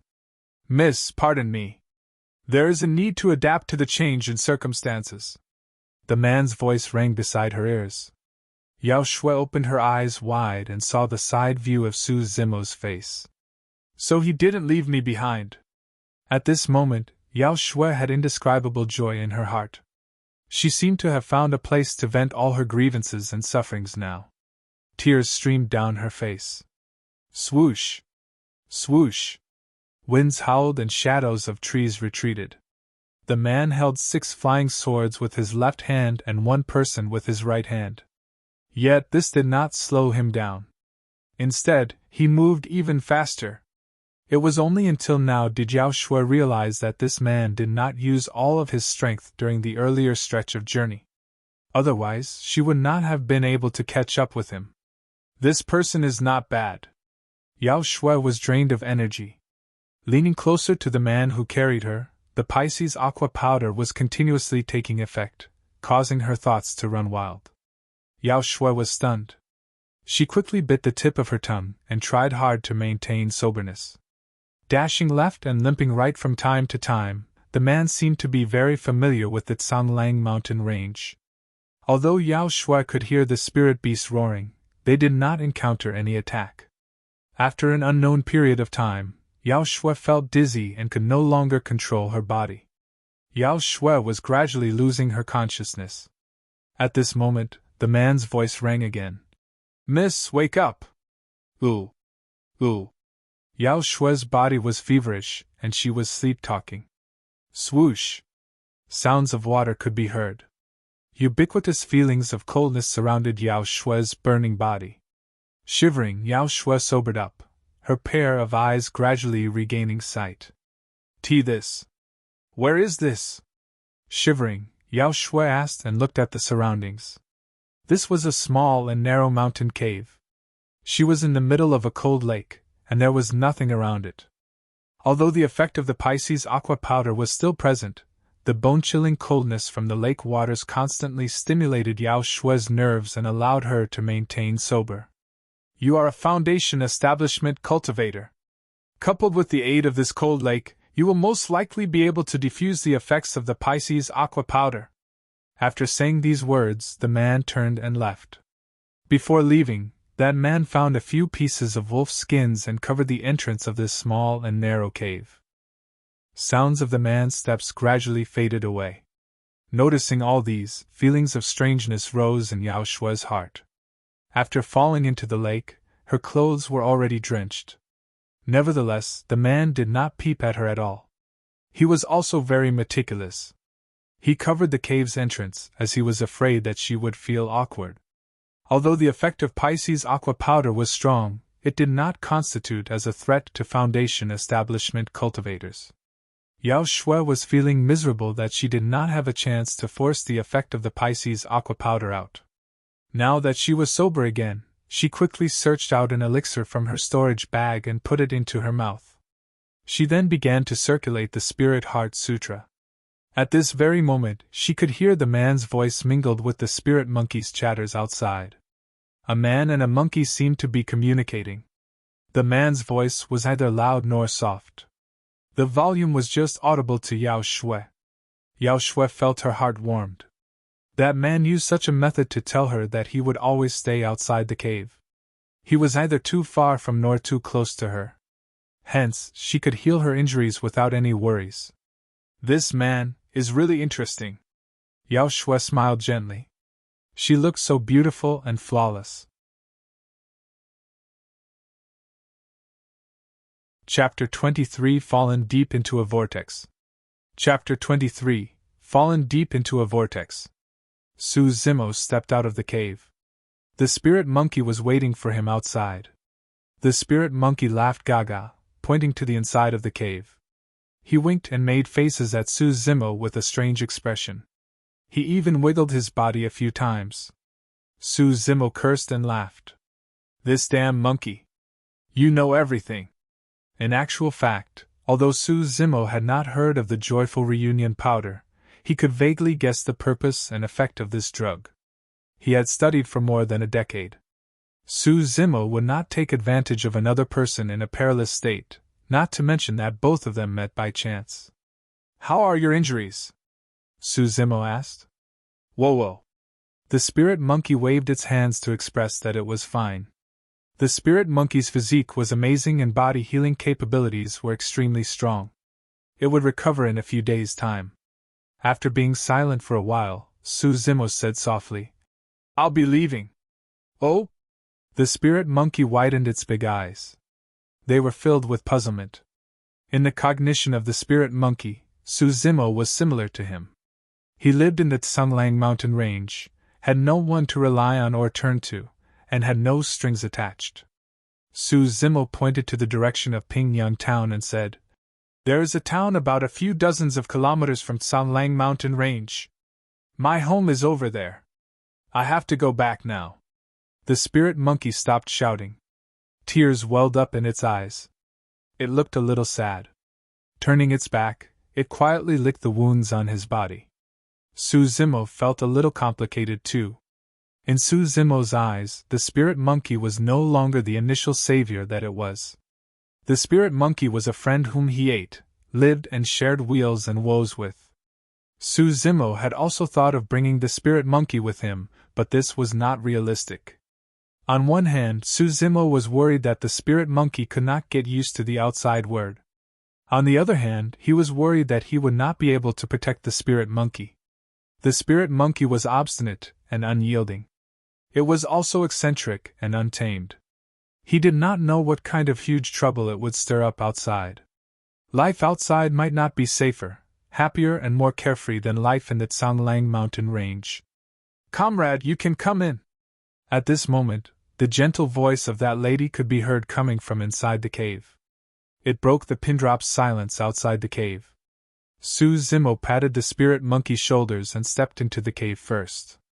Although the night was dark, after cultivating the mystic classic of the 12 demon kings of the great wilderness, Su Zimo's eyesight was superb. At the sight of Yao Xue, he could not help being slightly stunned. Yao Xue's beauty was astonishing. Her beauty surpassed that of Shenmingqi and was comparable to Daiyu. It was just that she did not have the unique charisma on Daiyu. Yao Xue had just gotten out of the cold lake. Her black tresses were still wet. She looked like a beauty who had just gotten out of a bath, with a touch of gentleness. She was very attractive. Su Zimo was a little distracted but resumed his normal self after a moment. Looking at the current Yao Xue, he guessed that the effect of the joyful reunion powder had already faded. Su Zimo nodded at Yao Xue and walked to his usual resting place. He searched out the few small cloth bags from the joyful clan and fidgeted with them curiously. "Comrade, I still don't know your name?" Yao Xue smiled and asked. "Su Zimo." Su Zimo responded without even looking up. He continued to fidget with the cloth bags in his hands. Yao Xue looked at Su Zimo, who was not far away. Recalling the embarrassing state that she had been in when poisoned by the joyful reunion powder, she could not help blushing and feeling shy. Yao Xue gently gritted her molars, her distracted eyes glancing everywhere. She tried to appear casual as she asked, Just now, Miss, lost your consciousness. Nothing happened." Before Yao Xue could finish her words, Su Zimo added, "Oh." Yao Xue furrowed her brows when she discovered that Su Zimo seemed reluctant to respond to her. He had been fiddling with the storage bags in his hands. She could not help feeling a little annoyed at heart. After watching by the side for a while, Yao Xue could not help asking, "Comrade, you don't seem to be a cultivator?" Su Zimo paused. He observed Yao Xue's eyes and said calmly, "I don't have a spirit root." At the sound of these words, there was not the slightest bit of contempt in Yao Xue's eyes. On the contrary, there was a flash of shock and regret. This subtle change made Su Zimo feel a little positive about Yao Xue. Yao Xue approached Su Zimo. She sat on the ground, not minding the dirt and mess. She said jokingly, "Then I won't address you as comrade anymore. It's only right that I call you Mr. Su. It's up to you." Su Zimo smiled. Yao Xue pointed at the cloth bags in Su Zimo's hands and said, "This thing is a storage bag. It is a very common item in the cultivation world. Almost everyone will bring one with him. It is a cosmos bag and can store a lot of items. Oh? However, the storage bag will only open after one uses spirit chi to stimulate it." While talking, Yao Xue took a storage bag and patted it with her palm. A pile of items dropped onto the ground. Most of them were bottles and jars. There were also dozens of stones the size of a fist. These are spirit stones. This is something that a cultivator cannot do without. There are 3 grades of it: supreme grade, middle grade, and inferior grade. These few are inferior grade spirit stones. As for spirit root, it can be categorized into 5 grades: pseudo-spirit root, ordinary spirit root, superior class spirit root, earth spirit root, and the most rare heaven spirit root. Yao Xue was very smart. Seemingly, she could tell that Su Zimo was very curious about cultivators. Hence, she tirelessly told him about the common information of cultivators. Dai Yu hardly talked about such things. Hence, Su Zimo could not help but be immersed in this information. One party was humble to learn and the other party spoke without any reservation. Before they knew it, it was already dawn, and one night had passed. Even if one was a cultivator, he would feel tired after having a sleepless night. Su Zimo looked apologetic. He got up and said, "Miss Yao, regarding this information on cultivators, thank you for teaching me generously. I have gained a lot." Yao Xue smiled and said, "If you wish to thank me, give me 3 pieces of wolf skins. This is also my purpose for this trip." There were hundreds of wolf skins inside this cave. Su Zimo waved his big hands and said, "Take as much as you want." Yao Xue said, "Actually, everything on the spirit beasts are treasures. To a talisman master, hides are a necessity. You have so many spirit beast hides in the cave. If you sell them, you will be able to get many spirit stones in return." Yao Xue had told Su Zimo earlier. In the cultivation world, there were 4 types of cultivators with a very special status. Their status was even higher than that of ordinary cultivators. The elixir refinement master could refine elixirs. There were numerous kinds of elixirs with a wide scope of usage. To cultivators, elixirs were indispensable. The weapon refinement master could refine various types and grades of spirit weapons. To cultivators, spirit weapons could significantly improve their ability, and were also indispensable. The talisman master could create talismans. The augmentation talisman that Yao Xue used to block the attacks of Joyful 7 earlier was one of such talismans. Without the augmentation talisman, Yao Xue would have long been defeated and captured. The array formation master was proficient in the formation of arrays. Many of the major clans had major defensive array formations. If the cultivators were to fall into any of the arrays set up by opponents, they would be restrained everywhere, and their lives might even be threatened. Of course, the prerequisite for becoming one of these 4 types of cultivators was the possession of a spirit root and becoming a chi refinement warrior. Su Zimo shook his head and said, "Even if I can exchange for spirit stones, I have no use for them." "Why not?" Yao Xue said immediately. "You have to know that 1 piece of inferior grade spirit stone is worth 1,000 taels of gold. In some trading houses of the cultivation world, various and numerous kinds of items are available for sale. One will have to use spirit stones to trade for these items. If you have enough spirit stones, you can even assign some assignments, and engage the chi refinement warriors to complete them. Of course, the higher the realm that the chi refinement warrior is at, the higher the cost of hiring." Upon hearing this, Su Zimo's heart wavered. He had a vague feeling that these spirit stones might really be of some use. After pondering for a while, Su Zimo asked again, "At what realms were the Joyful 7 at?" Yao Xue said, "Those 2 guarding the spirit monkey were the weakest. They are level 5 chi refinement warriors. The one who escaped and the fat-faced one were the strongest. They are both level 8 chi refinement warriors. The remaining 3 were level 7 chi refinement warriors." Su Zimo nodded. 1 year of training and experience had not been in vain. Now, even level 8 chi refinement warrior was not his match. Su Zimo even had a hunch that level 9 chi refinement warrior would also be in danger if he were to close in on him. Of course, this was on the pretext that the other party would not execute the sword kinesis flight at the first instance. In fact, sword kinesis flight would deplete a lot of spirit chi. In fights and battles, be it chi refinement warrior or foundation establishment cultivator, They would save as much spirit chi as possible for use in attacking the opponent. With both feet on the ground, the other party could still defeat you by controlling the flying sword even if one were to execute sword kinesis flight. Hence, in the midst of killings and fightings, almost none of the chi refinement warriors or foundation establishment cultivators would execute sword kinesis flight and attack at the same time. This would not only cause distraction but also deplete a lot of spirit chi. Of course, it would be a different matter when it came to the perfected Golden Core realm. The ability of the perfected Golden Core was vastly different from the two mentioned before. One of the abilities was that the perfected Golden Core could completely lift himself off the ground without relying on any foreign object. Where do we go to sell these items? Su Zimo had quite a huge harvest yesterday. He had 6 storage bags. There were about 700 pieces of spirit stones in total. In addition, there were other flying swords, elixirs and so on. Yao Xue said.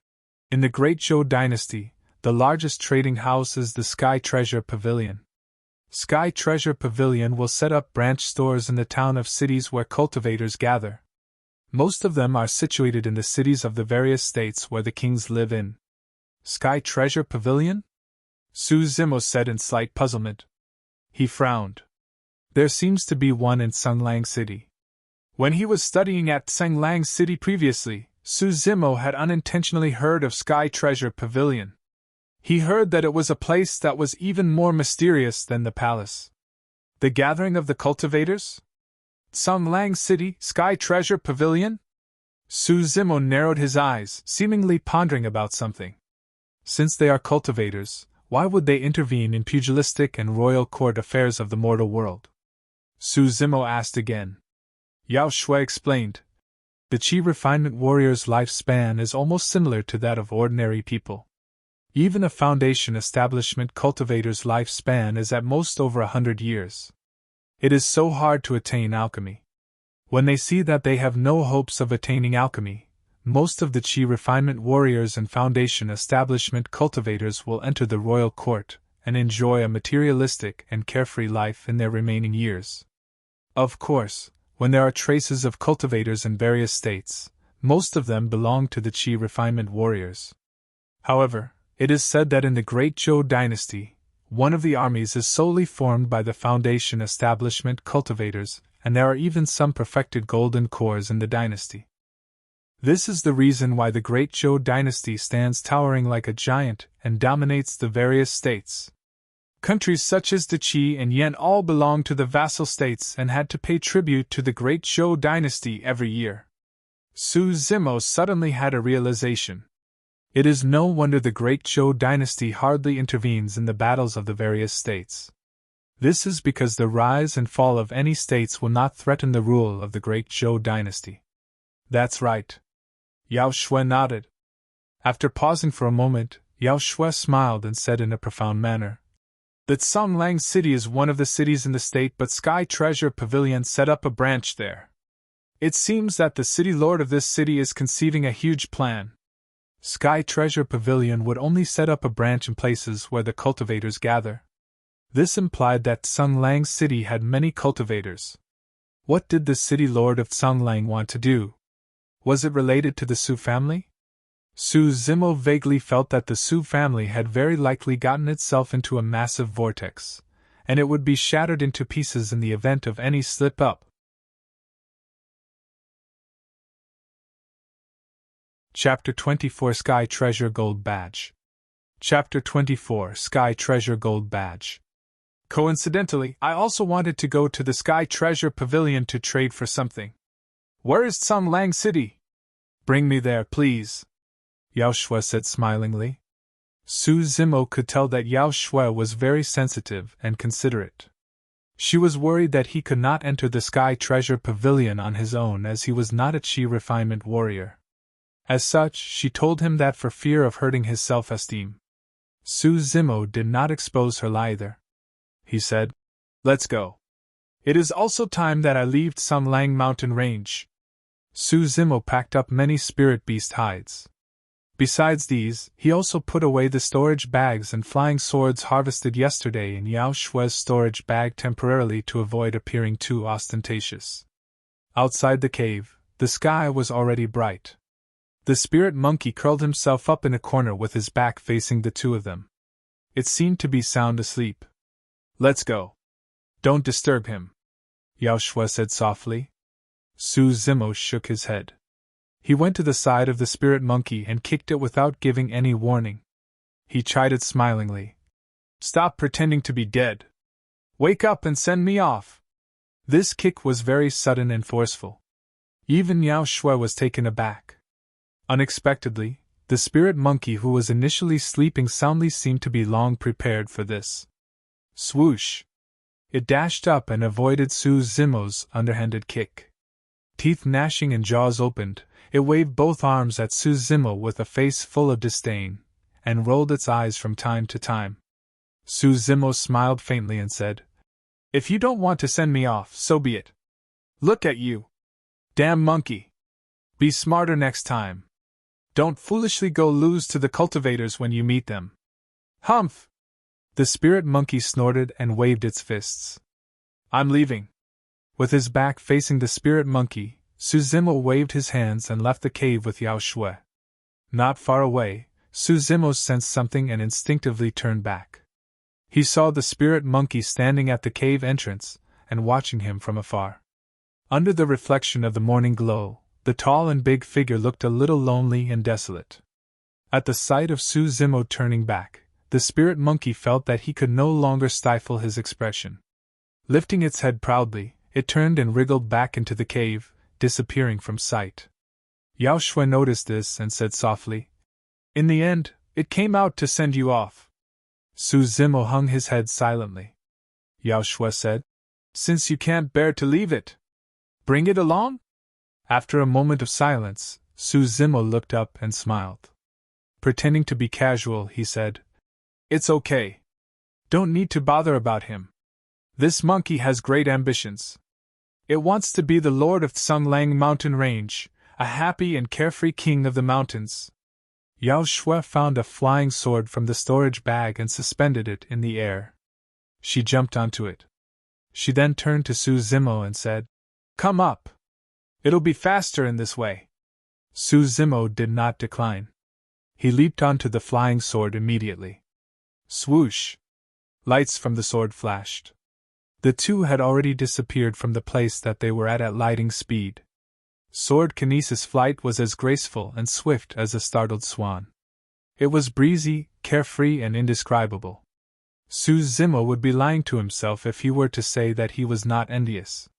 However, he was on the path of demon cultivation. He would have to cultivate the core formation section to rise from the ground and fly in the air. After Tendon's transformation, there were 4 major realms: bones strengthening, marrow cleansing, organs refinement, and orifice clearing. He did not know how long it would take. After 1.5 years, he felt completely different upon returning to Tsunglang City. Looking at Tsunglang City from the heights while on Yao Xue's sword, Su Zimo discovered that this city was much bigger than he had thought it to be. The two landed in a quiet and deep small alley. There was a wall at the end of the small alley. Before Yao Xue reached the wall, she pointed with her finger and released a flow of spirit qi.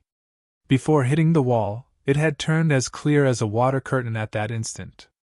Yao Xue explained, "This is a kind of array formation. It has the effect of a visual bulwark. Mortals without spirit qi will not be able to discover this place. There are 2 ways to enter the Sky Treasure Pavilion. First, become a cultivator. Second, possess the Sky Treasure Badge." Su Zimo nodded and followed Yao Xue in crossing the wall. It was spacious and bright on the other side. A sparkling and glittering palace appeared right in front of them. 3 words Sky Treasure Pavilion was written on the plaque. Under the bottom right corner of the Sky Treasure Pavilion, there was an exquisite and small word branch, representing that this was a store branch of the Sky Treasure Pavilion. After entering the main hall of the Sky Treasure Pavilion, one could see many Qi refinement warriors loitering around. The main hall was filled with plenty of treasures collected in the cultivation world. There were elixirs, spirit items, talismans, cultivation technique secret manuals, and so on. It had everything that one wished for. "Follow me upstairs." These items downstairs are all ordinary ones, Yao Xue whispered. Under the envious gaze of many Qi refinement warriors, Su Zimo followed Yao Xue upstairs.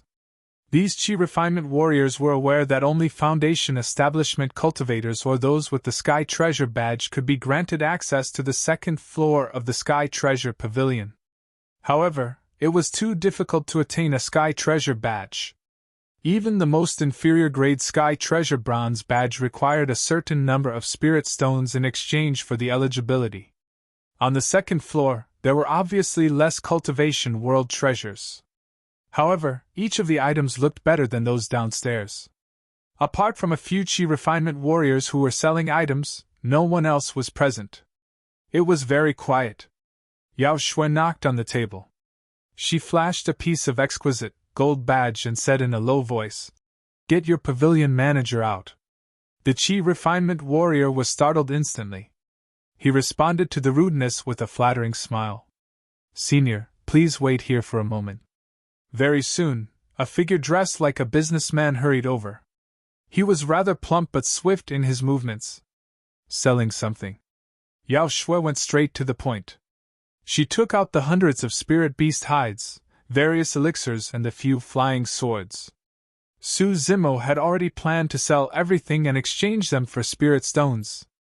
It will be a total of 3,070 pieces of inferior grade spirit stones. The manager of Sky Treasure Pavilion calculated before he wiped his sweat and said. Yao Xue waved her hands and said undoubtedly. "Let's round it to 3,100. This, okay." The manager hesitated slightly but agreed thereafter. Su Zimo suddenly realized that Yao Xue seemed to be born of an extraordinary origin. Every move of hers was filled with a strong aura of elegance. 3,100 pieces of spirit stones. Coupled with the 700 other pieces in the storage bags of the Joyful Seven, Su Zimo had close to 4,000 spirit stones now. This was also considered a huge wealth amongst the high-level Qi refinement warriors. "How do you intend to use this sum of spirit stones?" Yao Xue asked. Su Zimo had some plans in his heart. He said in a deep voice, "I want to refine 2 weapons. 1 bow and 1 saber." After the battle with Qi refinement warriors at Sanglang Mountain Range, Su Zimo discovered his own weakness. He was unable to leave the ground and fly in the sky. If he were to encounter Qi refinement warriors who used sword kinesis flight in the future, Su Zimo would deal with them with his bow and arrows. As for the saber, apart from protecting himself and attacking the enemy, it could also block the spirit item of the Qi refinement warrior and take the chance to reduce the distance separating them. Besides inferior grade, middle grade, superior grade, supreme grade weapons, there was also another type of spirit weapon called pseudo-spirit weapon. The reasons why spirit weapons were powerful were twofold. On one hand, the materials used to refine the weapons were rare spirit items. On the other hand, after numerous hammering and refining by the weapon refinement master, the impurities had been removed. The weapon would not break easily as it was both hard and strong. Most importantly, one had to look at the spirit pattern condensed on it to analyze the grade of the spirit weapon. An inferior grade spirit weapon would have 1 spirit pattern. Amongst the Joyful Seven, 2 of them had flying swords of this grade. The flying sword in Yao Xue's hands was a middle grade spirit weapon as it had 2 spirit patterns. Weapons with 3 spirit patterns were superior grade while those with 4 spirit patterns were of supreme grade. Before the cultivators engaged in a fight, it would inject the spirit chi into the spirit weapon. This would invigorate the spirit pattern to shine. The more lines there were, the more powerful the spirit weapon. The so-called pseudo-spirit weapon was referring to weapons made of the same materials as the real ones. They were also made by the weapon refinement master, but there was no spirit pattern condensed on them. To Su Zimo, whether the weapons had spirit pattern or not did not make a difference. He could not invigorate them at all. As long as the weapon was strong and hard enough to block the impact of spirit weapons and cause death and injury to the Qi refinement warrior, it would suffice. The manager of the Sky Treasure Pavilion said, "It costs very little to refine 2 pseudo-spirit weapons. Including the costs of materials and hiring the weapon refinement master, A few hundred inferior-grade spirit stones are enough. How long will it take? Su Zimo could feel that the Su family was going to face a calamity soon. He wanted to improve his ability as soon as possible. At least 3 days, the manager of Sky Treasure Pavilion said. On a separate note, it is easy to refine the bow but not the bowstring. Yao Xue pointed at Su Zimo's waist and smiled gently. The python tendon on your waist can be used as a bowstring. Su Zimo was still clad in a beast's hide and a python tendon was used as a belt. Yao Xue reached out her hands and gently pushed Su Zimo, covering her nose. Quickly bathe and change your clothes. You can remove the python tendon then. Su Zimo coughed lightly to conceal his embarrassment. He quickly followed the 2 female waiting staff and left the 2nd floor of Sky Treasure Pavilion temporarily. Not long after, Su Zimo returned to the Sky Treasure Pavilion. When Yao Xue glanced at him from the corner of her eyes, she could not help feeling stunned. At this moment, Su Zimo was dressed in a green robe. He had shaved away his stubble. Bright, clear eyes and delicate features, he exuded a strong scholarly aura. He was like a different person from before. Who is this? Yao Xue turned both her palms, leaned forward slightly and moved closer to him. She tilted her head and asked with a trace of a smile in her eyes. Su Zimo's gaze was bright and clear. He smiled but was silent. A young master, indeed. Addressing you as young Master Su is really not wrong. Yao Xue smiled and said. Su Zimo could barely endure this. He cupped his fists and said, Miss Yao Xue, you're being humorous. All right, I'll not tease you anymore. Yao Xue waved her hands and asked, What do you intend to use the remaining spirit stones for? How many spirit stones do I need to hire a Qi refinement warrior? Su Zimo planned to hire 1 Qi refinement warrior to protect the Su family. The manager of Sky Treasure Pavilion said, This depends on the level that the Qi refinement warrior is at. The higher the better. For a level 7 Qi refinement warrior, 5 pieces of inferior grade spirit stones a day will be enough. For a level 8 Qi refinement warrior, you need 10 pieces a day. For a level 9 Qi refinement warrior, you need 100 pieces. Su Zimo did some mental calculations. He had a total of over 3,000 pieces of spirit stones left. Of course, it was good to hire a level 9 Qi refinement warrior. However, he only had enough spirit stones to hire one of them for a month. No one could guarantee when the danger would come. On the other hand, hiring a level 8 Qi refinement warrior could protect the Su family for an entire year. It was relatively more cost-effective. After pondering deeply for a while, Su Zimo said, I'll hire a level 8 Qi refinement warrior for a period of 1 year. Okay. The manager waved his hands. One of the female waiting staff nodded and walked towards the main hall on the 1st floor of the Sky Treasure Pavilion. Yao Xue explained. There are always new missions at the main hall of the Sky Treasure Pavilion. If the Qi refinement warriors are interested in them, they will look for the hirers accordingly. After pausing for a while, Yao Xue passed the piece of gold badge in her hands to Su Zimo. She said, This is the Sky Treasure Pavilion gold badge. With this badge, you can get half the price for every item of purchase when you come here next time. So much? Su Zimo was shocked. The manager of Sky Treasure Pavilion, who was standing at the side, explained, There are 3 types of badges in the Sky Treasure Pavilion. The lowest grade is the bronze badge, which will give you a 10% discount. Next is the silver badge that gives a 20% discount, followed by the gold badge. This item is too precious and costly. I can't accept it. Upon hearing the manager's explanation, how could Su Zimo not know how precious this gold badge was? Accept it. I still have more of it. Not allowing any further deliberations, Yao Xue tucked the item into Su Zimo's arms and reminded him. You have to hide it well and don't let anyone see it. Otherwise, you will attract trouble easily. Su Zimo frowned and wanted to decline again. Yao Xue's face turned stiff. You saved my life. Isn't my life worth this piece of lousy gold badge? Su Zimo was speechless. The manager at the side rolled his eyes continuously, muttering in his heart. Lousy gold badge. There are less than 10 such gold badges in the entire Great Zhou dynasty. This madam is so generous. I don't know where this poor lad's good fortune came from. At this moment, Su Zimo was unaware that the Sky Treasure gold badge in his hands was not an ordinary one. Even if he had the ordinary Sky Treasure gold badge, he could only get a 30% discount at the Sky Treasure Pavilion. There was only one place with Sky Treasure gold badges that could give a 50% discount.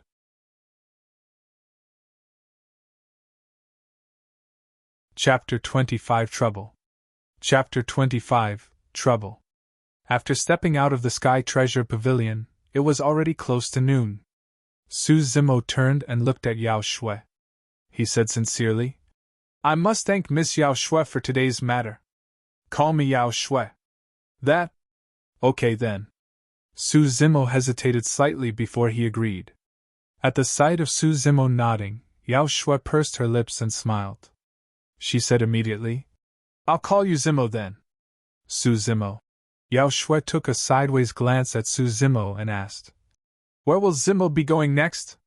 Su Zimo pondered deeply and said, I have to stay in Sanguine City for a few days to wait for the 2 spirit weapons to be refined. At the same time, I will check out if any level 8 Qi refinement warriors are taking up the mission. After thinking, Yao Xue said, I'll return to my clan then. I won't keep you company. Have a good trip. We will meet again if we have fate. Su Zimo nodded. Yao Xue jumped onto the flying sword. When she was about to leave the Sky Treasure Pavilion, she suddenly looked back and gave a charming smile. Not if we have fate. We will definitely meet again. Upon finishing her words, Yao Xue leaped onto her sword and left. She disappeared from Su Zimo's sight soon after. Su Zimo did not think much of it. He left the small alley of the Sky Treasure Pavilion and looked for an inn nearby to stay at. 3 days later, in the mansion of the city lord, Chao Gang, the wolf guard, stepped in and bowed to pay his respects. He said in a low voice, City lord, my subordinate's guard saw Su Zimo in the city. The strange thing is that this lad seemed to have appeared out of thin air. No one saw him entering the city. Luo Tianwu, the city lord of Sanguine City, nodded and said, Yes, perhaps we have been negligent. No need to worry. I have long received news of this and sent someone to test him. Since we are making use of him to kill, we have to test if this blade is sharp enough. I heard that, some time ago, Su Hong had a narrow escape from death in the capital of the country of Yen. 16 years of preparation work fell short in the last battle. He nearly lost his life. Now, the capital of the country of Yen is tightly guarded. Many Qi refinement warriors were gathered near the king of Yen. What can this Su Zimo do? Chao Gang frowned slightly. Luo Tianwu smiled and said, Su Hong has black armored cavalry under his wings. He was powerful but also too ambitious. It is expected that his assassination of the king of Yen would fail. But this second young Master Su is different. No one views him as a threat. The more you neglect one's existence, the easier it is for him to carry out a successful assassination. Su Zimo had been in Sanguine City for 3 days but did not hear any news from Sky Treasure Pavilion. The hiring of Qi refinement warrior was not as easy as he expected it to be. Furthermore, he wanted to hire a level 8 Qi refinement warrior. Su Zimo felt a little vexed. He was prepared to have a meal at the first floor of the inn. Just as he arrived downstairs, he could hear people sneering. Someone said in an eccentric manner, Yo, isn't this second young Master Su who has been reduced to an inferior commoner? Why do you still have the shame to come to Sanguine City? Su Zimo slanted his eyes and saw a seemingly wealthy young man with a graceful bearing waving a fan. Sneering continuously, he had a look of contempt on his face. 2 middle-aged men were by his sides. They were bright-eyed and had a restrained aura. They were seemingly guarding the young man who was sitting in between them. This young man's name was Chu Liang. He could not take the hardship of learning martial arts but was also reluctant to focus on his studies quietly. With the power of his family clan as his backing, he lounged around all day long, bullying the young and weak. Su Zimo had some impression of this man as he had been his classmate back then when studying in Tsanglang City previously. Although he could not see eye to eye with this man's conduct, the two never had any animosity between them. Su Zimo cast a faint glance at Chu Liang. His gaze was calm and his expression normal. He then turned back and ascended the stairs. The Su family already had enemies on another land. Su Zimo did not wish to attract more trouble. It was pointless to make more enemies. Chu Liang sneered. Boss Li, when did you start to take in inferior commoners? Break both legs of this inferior commoner and throw him out, in case he affects my appetite. This? The boss of the inn looked like he was in a difficult position. Yes? You want to break both my legs? Su Zimo halted his steps and turned gradually, his gaze sweeping across the main lobby. The guests in the inn did not seem to be ordinary commoners. They had weapons on the table beside them. Although they were also eating and drinking, their gazes inadvertently landed on him. Moreover, there were traces of hostility in their eyes. This was not a chance encounter. The other party deliberately came here to seek trouble. In the blink of an eye, Su Zimo had figured it out. Su Zimo strode towards Chu Liang. The two middle-aged men by Chu Liang's side showed obvious signs of nervousness. The muscles tightened as they lowered their palms, placed them on the weapon on the waist. Su Zimo smiled and sat on the seat opposite Chu Liang. Who told you to sit down? Chu Liang hollered.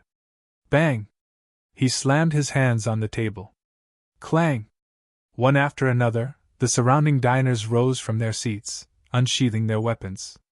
Su Zimo's expression was unchanged. Without looking sideways, he did not seem bothered as he took Chu Liang's wine jar and poured himself a cup of wine. The two middle-aged men opposite him looked grave and solemn. They moved towards the middle, blocking Chu Liang behind them. Su Zimo had not made any moves and did not even reveal any trace of murderous aura. Yet, the two middle-aged men felt uneasy and had chills running up their spines. The two of you are perfected Khanate experts, right? Su Zimo lifted the wine cup and asked casually. So what if we are? One of them responded. The two of you. Su Zimo raised his head and drained the strong wine in his cup. He then shook his head. He continued to say, Won't be able to protect him. The moment he put down the wine cup, Su Zimo made his move. Snap! The wine cup dropped on the tabletop.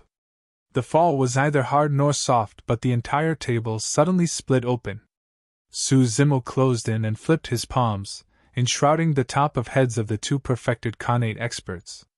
His moves were sudden and he attacked two people at the same time. The two middle-aged men were terrified. The aura of Su Zimo's palm strike was powerful and suffocating. They could even smell a gust of bloody stench at the wave of his palm. In the blink of an eye, the graceful scholar had transformed into a man-eating beast. The two men unsheathed their weapons immediately to block the attack. Swoosh! There was a deafening and crisp sound. Two extremely sharp weapons had actually been slammed to pieces by Su Zimo's palm. They were scattered on the ground. Bang! Bang! Su Zimo moved forward and kicked both his legs casually. The two Khanate experts were hurled outside. Horror filled their eyes. Their chests were crushed, and they were vomiting fresh blood. They were almost dead. In comparison to the spirit beast in Sanglang mountain range, the close combat techniques of the two men before him were really too poor. If Su Zimo were to use all of his strength, the two of them, including their weapons, would be crushed instantly with the pressure of this palm. Chu Liang was so scared that his face was drained of all colors. Never did he expect that the two Khanate experts that he relied on most would turn invalid in the blink of an eye. Furthermore, Su Zimo was already nearing him. Su Zimo grabbed his neck and lifted him up in the air. It was too fast. When Chu Liang landed in Su Zimo's hands, the surrounding diners had not even recovered from their shock. No matter how much they wanted to dash forward, they were fearful of the consequences and full of reservations. What are you doing? Release my family's young master! A loud and stern voice rang from the surrounding. Su Zimo did not seem to have heard it. He just looked at Chu Liang with an imperceptible smile on his face. I heard that you want to break both of my legs? Yi. Chu Liang's neck was strangled. His face turned purplish blue as he let out a weird sound from his mouth. Su Zimo's gaze gradually turned cold. He swung his legs. Pa! Pa! Sounds of bones cracking could be heard coming from Chu Liang's knees. They had been crushed by Su Zimo's kick in that instant. Chu Liang was in so much pain that beads of sweat appeared on his forehead. His entire body was shivering, but he could not bring himself to say a word. Who told you to come? Su Zimo pressed him. Chu Liang could not catch his breath. He rolled his eyes and looked like he was going to faint at any point in time. At this very moment, a loud shout could be heard from outside the door. Stop!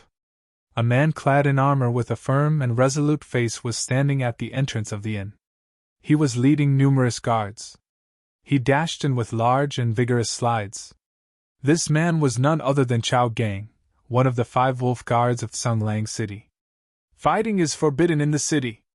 Su Zimo, quickly release that man! Chao Gang stepped forward and hollered. At the same time, Chao Gang also moved forward 2 steps and whispered into Su Zimo's ears.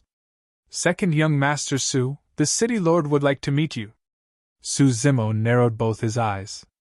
A thought flashed in his mind and he vaguely understood what was happening. Su Zimo waved his hands and flung Chu Liang aside nonchalantly. Bring criminal Su Zimo back to the city lord! Chao Gang shouted again. Numerous guards behind him moved forward and surrounded Su Zimo. Yet, no one cuffed him up. Su Zimo was expressionless, but he sneered in his heart. He followed Chao Gang and the group and left the inn.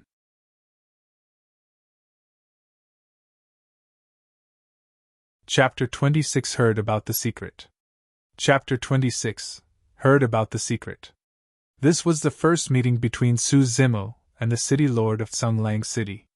It was very difficult to read the city lord's mind just by looking into his eyes. He was expressionless and seemingly very deep and scheming.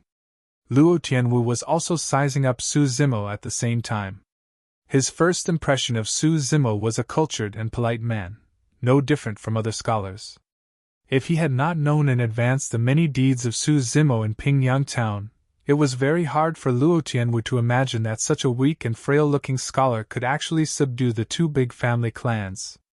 Immediately after, he sensed that Su Zimo was mysterious and unfathomable. The gazes of both parties collided in mid-air. Very soon after, Luo Tianwu revealed a smile first. He said in a loud and clear voice, I've long heard about the famous second young Master Su. We finally meet today. Please have a seat. From the side, a slouching old servant dressed in a gray robe walked over. Gray-haired, he had a gaunt face and cloudy eyes. He carried a chair and put it carefully in front of Su Zimo.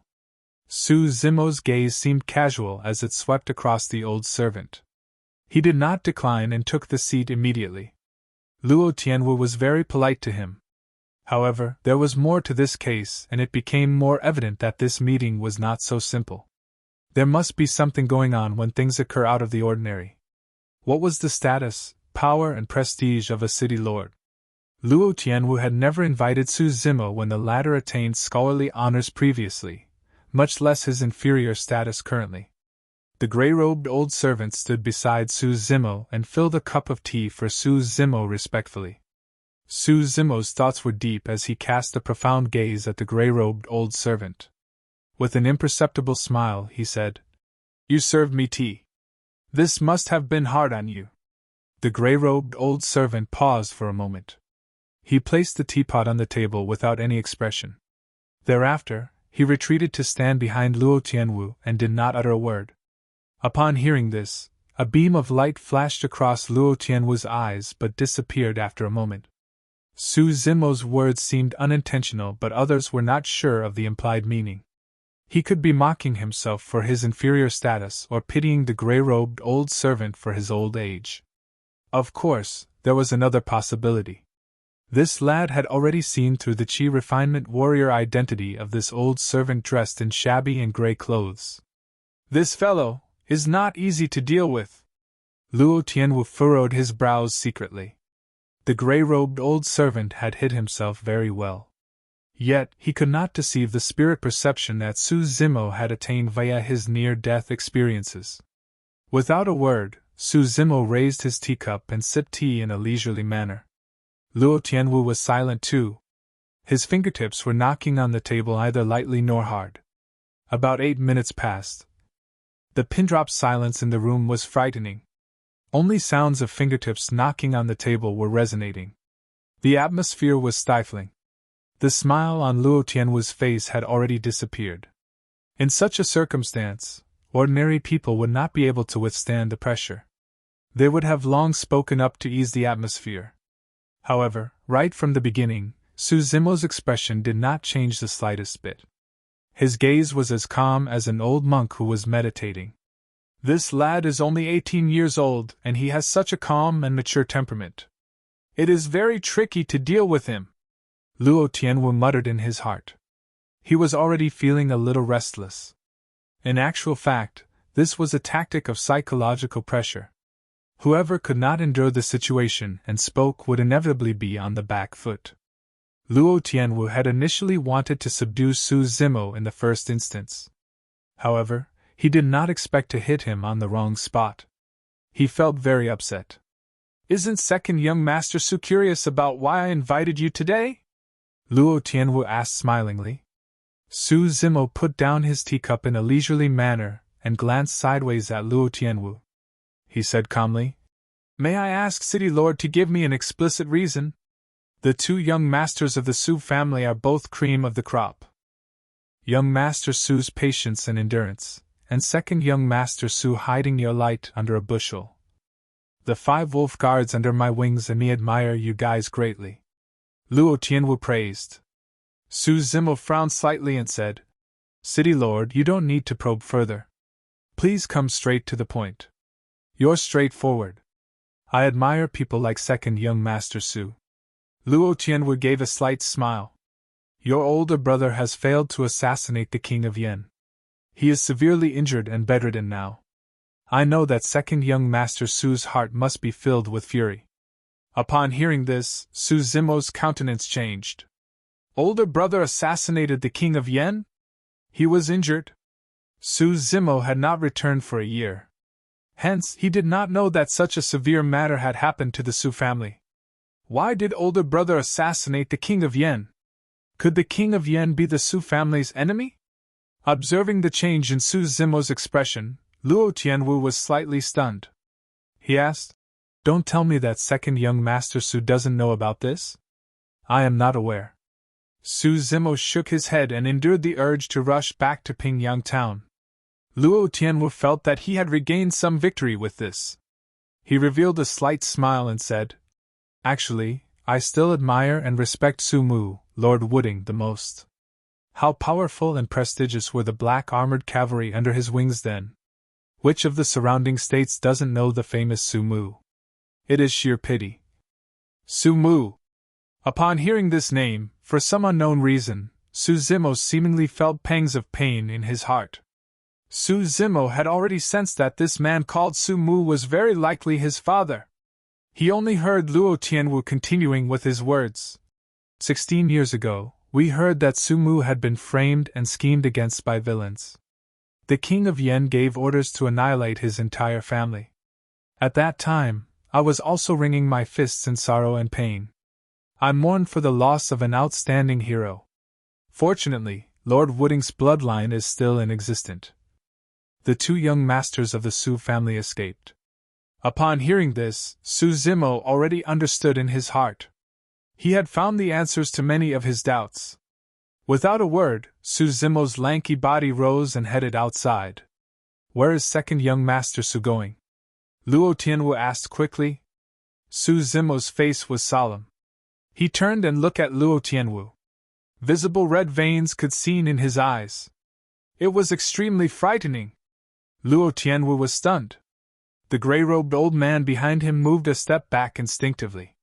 He slipped his hands into his chest and searched the storage bag inside. In fact, Luo Tianwu did not know that Su Zimo was unaware of the Su family's background. He did not expect that Su Zimo would react so greatly. Luo Tianwu calmed himself down and took a deep breath.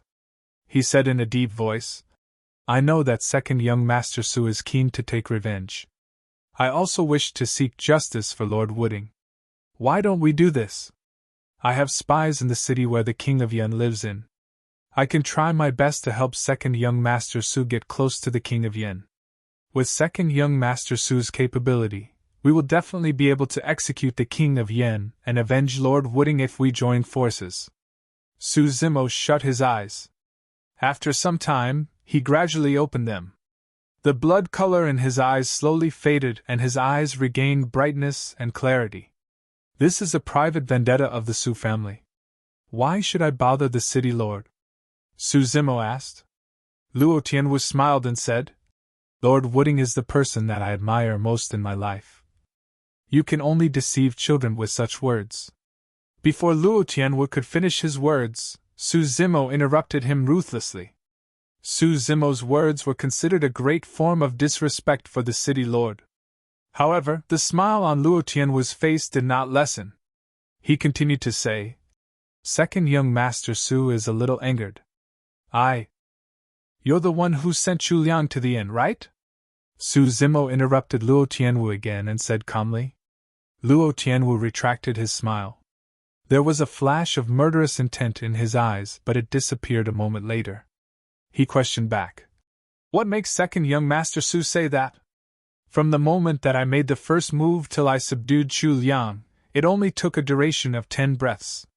Su Zimo pointed to Chao Gang at the side and added.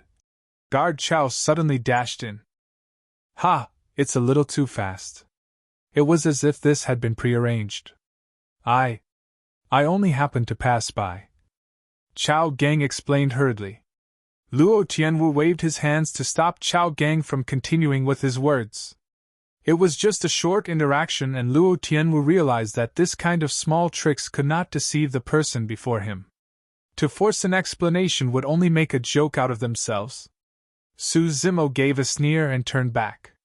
He paused his steps when he reached the doorsteps and said calmly, "If City Lord Luo is sincere in helping the Su family, I, Su Zimo, will naturally be grateful to you. However, I don't like to be made use of by others.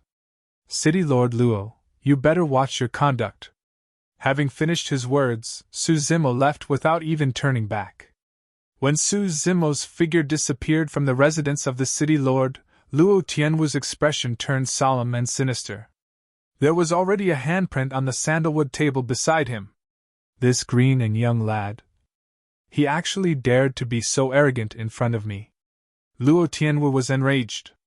He gritted his teeth and scolded. After some time, Luo Tianwu gave a long sigh. He turned and asked, "Sir, how do you feel about this lad?" At this moment, the gray-robed old servant straightened his back. His eyes were clear and bright. There were no signs of the earlier old and fatigued look. When he heard Luo Tianwu's question, he said in a deep voice, "Second young Master Su is not simple. Although he is not a Qi refinement warrior, he could see through my identity as a Qi refinement warrior with one glance. This lad's hands are certainly stained with a lot of fresh blood. When he was angered earlier, I could feel trepidation in my heart. He is a very dangerous man." "Oh?" Luo Tianwu raised his brows slightly. He asked again, "What will happen if you fight with him?" The gray-robed old servant's expression was proud. He said, "I am a level 8 Qi refinement warrior. How can a mortal compete with me?" However, after pausing for a while, the gray-robed old servant changed his stance.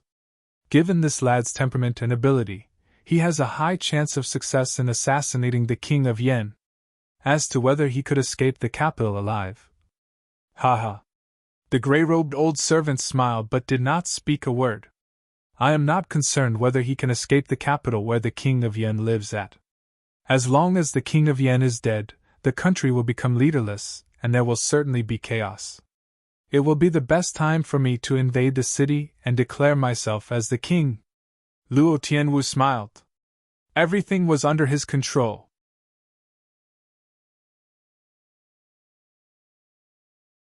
Chapter 27 Sanguine Crystal Bow, Cold Moon Saber. Chapter 27 Sanguine Crystal Bow, Cold Moon Saber. Men of letters preferred swords.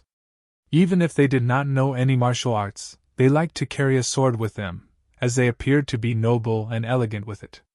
The saber was used by the armies on the battlefield and the ruffians of the pugilistic society. It was totally unlike the aura of the scholar. When choosing his weapons at Sky Treasure Pavilion, Suzimo did not choose the sword but the saber automatically. He did not know the reason behind his actions as well. Suzimo finally understood why when he left the mansion of the city lord. That was because he was no scholar deep down inside. He was the son of the mighty Lord Wooding, that all the dukes were in awe of. He should be galloping on the battlefield, killing countless enemies with his fearless and indomitable spirit, blood staining his robe. Originally, Suzimo could not understand why he was not the least nervous, scared or frightened when the knife that he held pierced Zhou Dingyin's throat that night. Instead, he was slightly excited and eager to try. Suzimo finally understood everything right now. It was in his blood to kill without the slightest hesitation. Although he had spent more than 10 years studying, he could not hide his true nature. The words that Luo Tianwu said were like sharp thorns that pierced Suzimo's heart.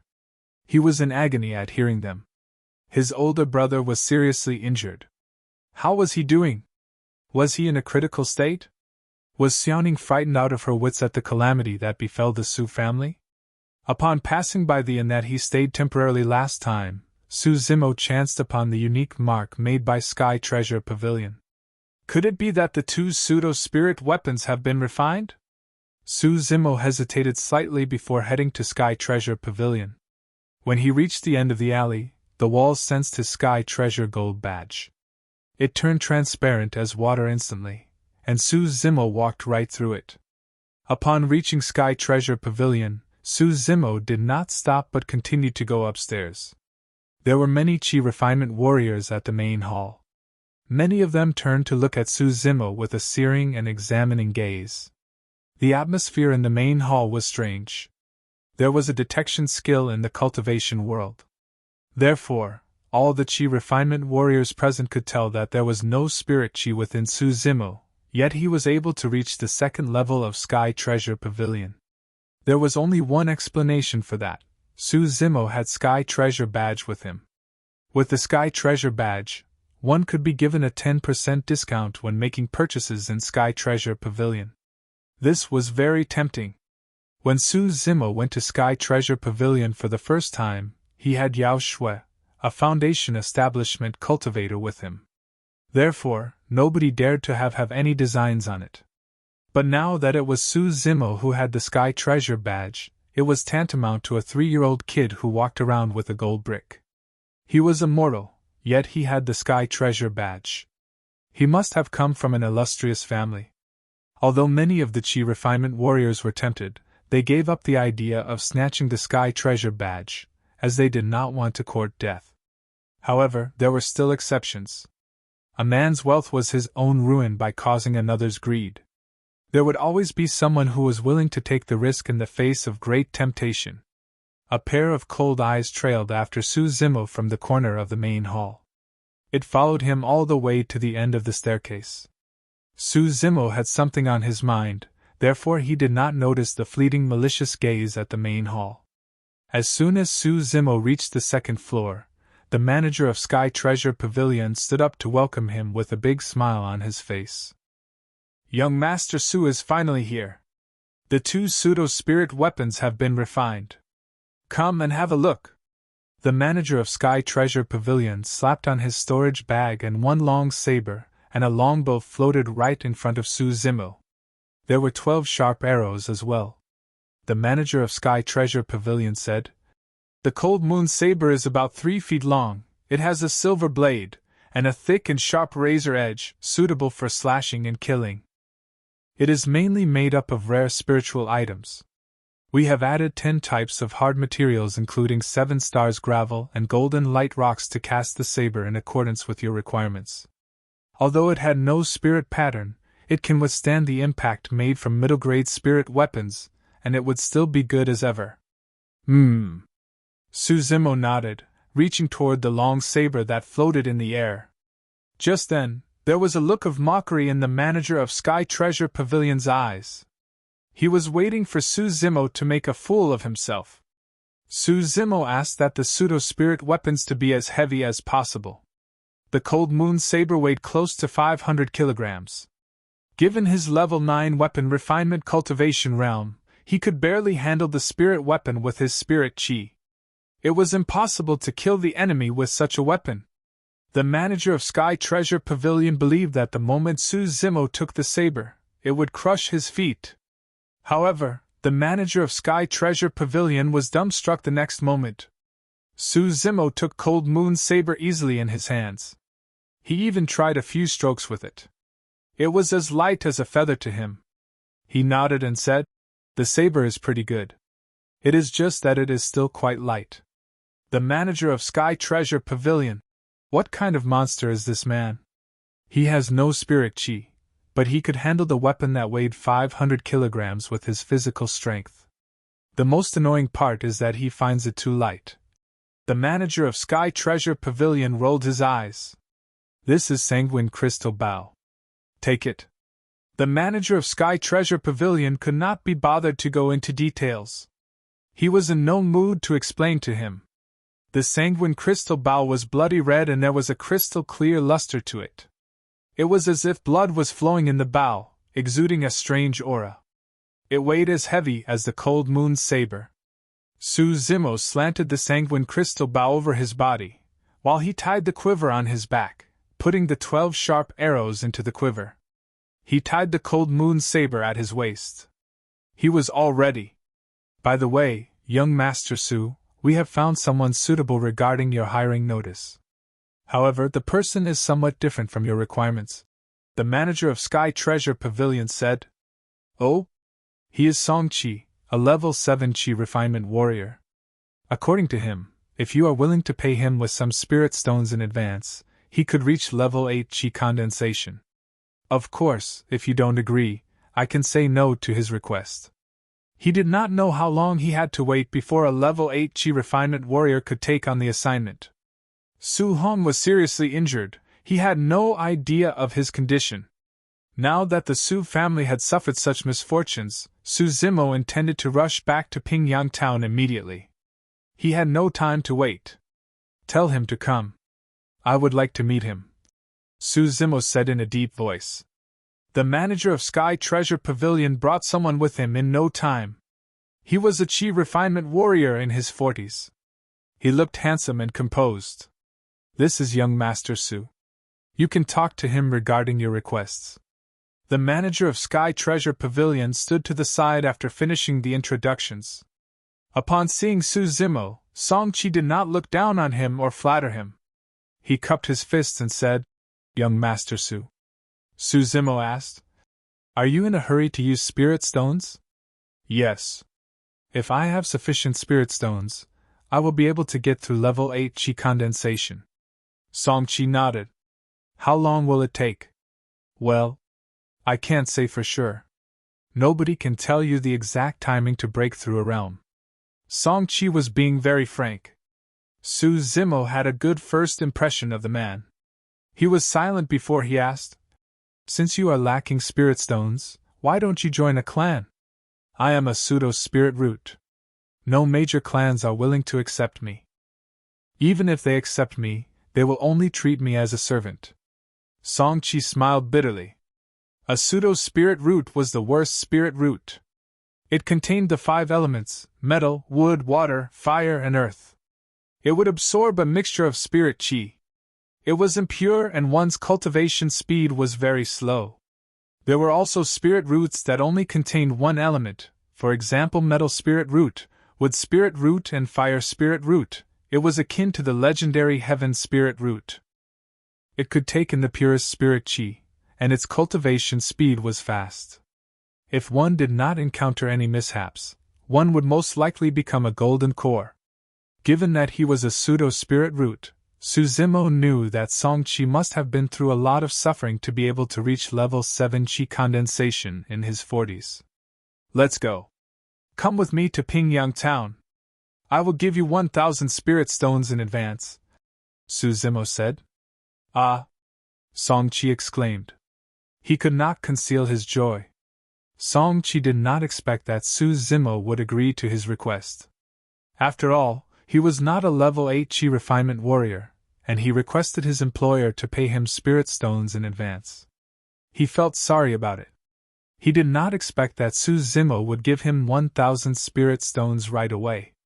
Young Master Su, thank you very much. I will do everything possible to protect the Su family. Song-Chi thanked him profusely.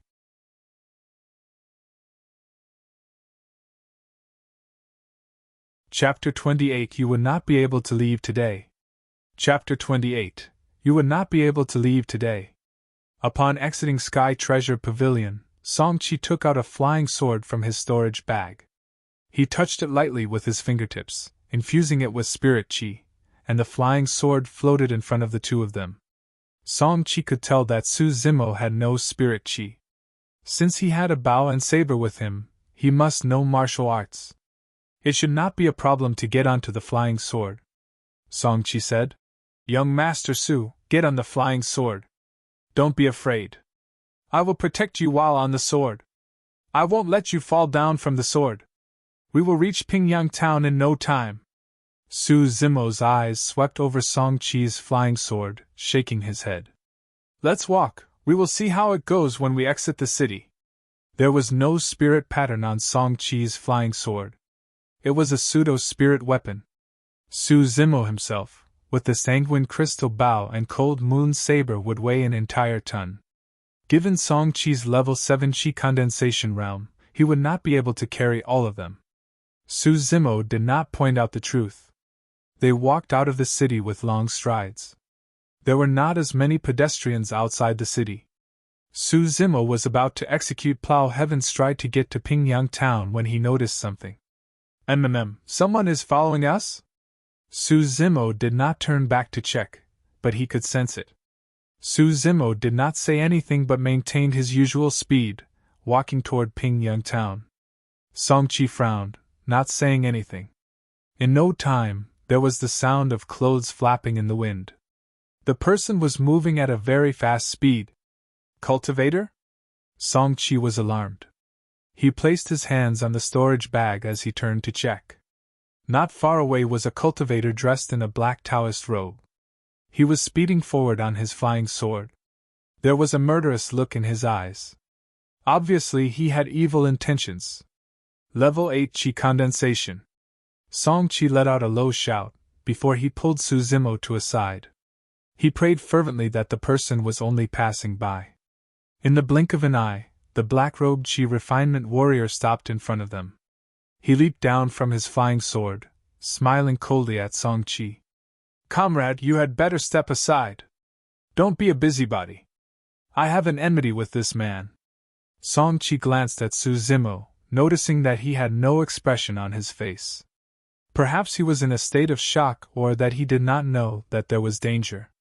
Song-Chi cupped his fists. Comrade, you must be joking.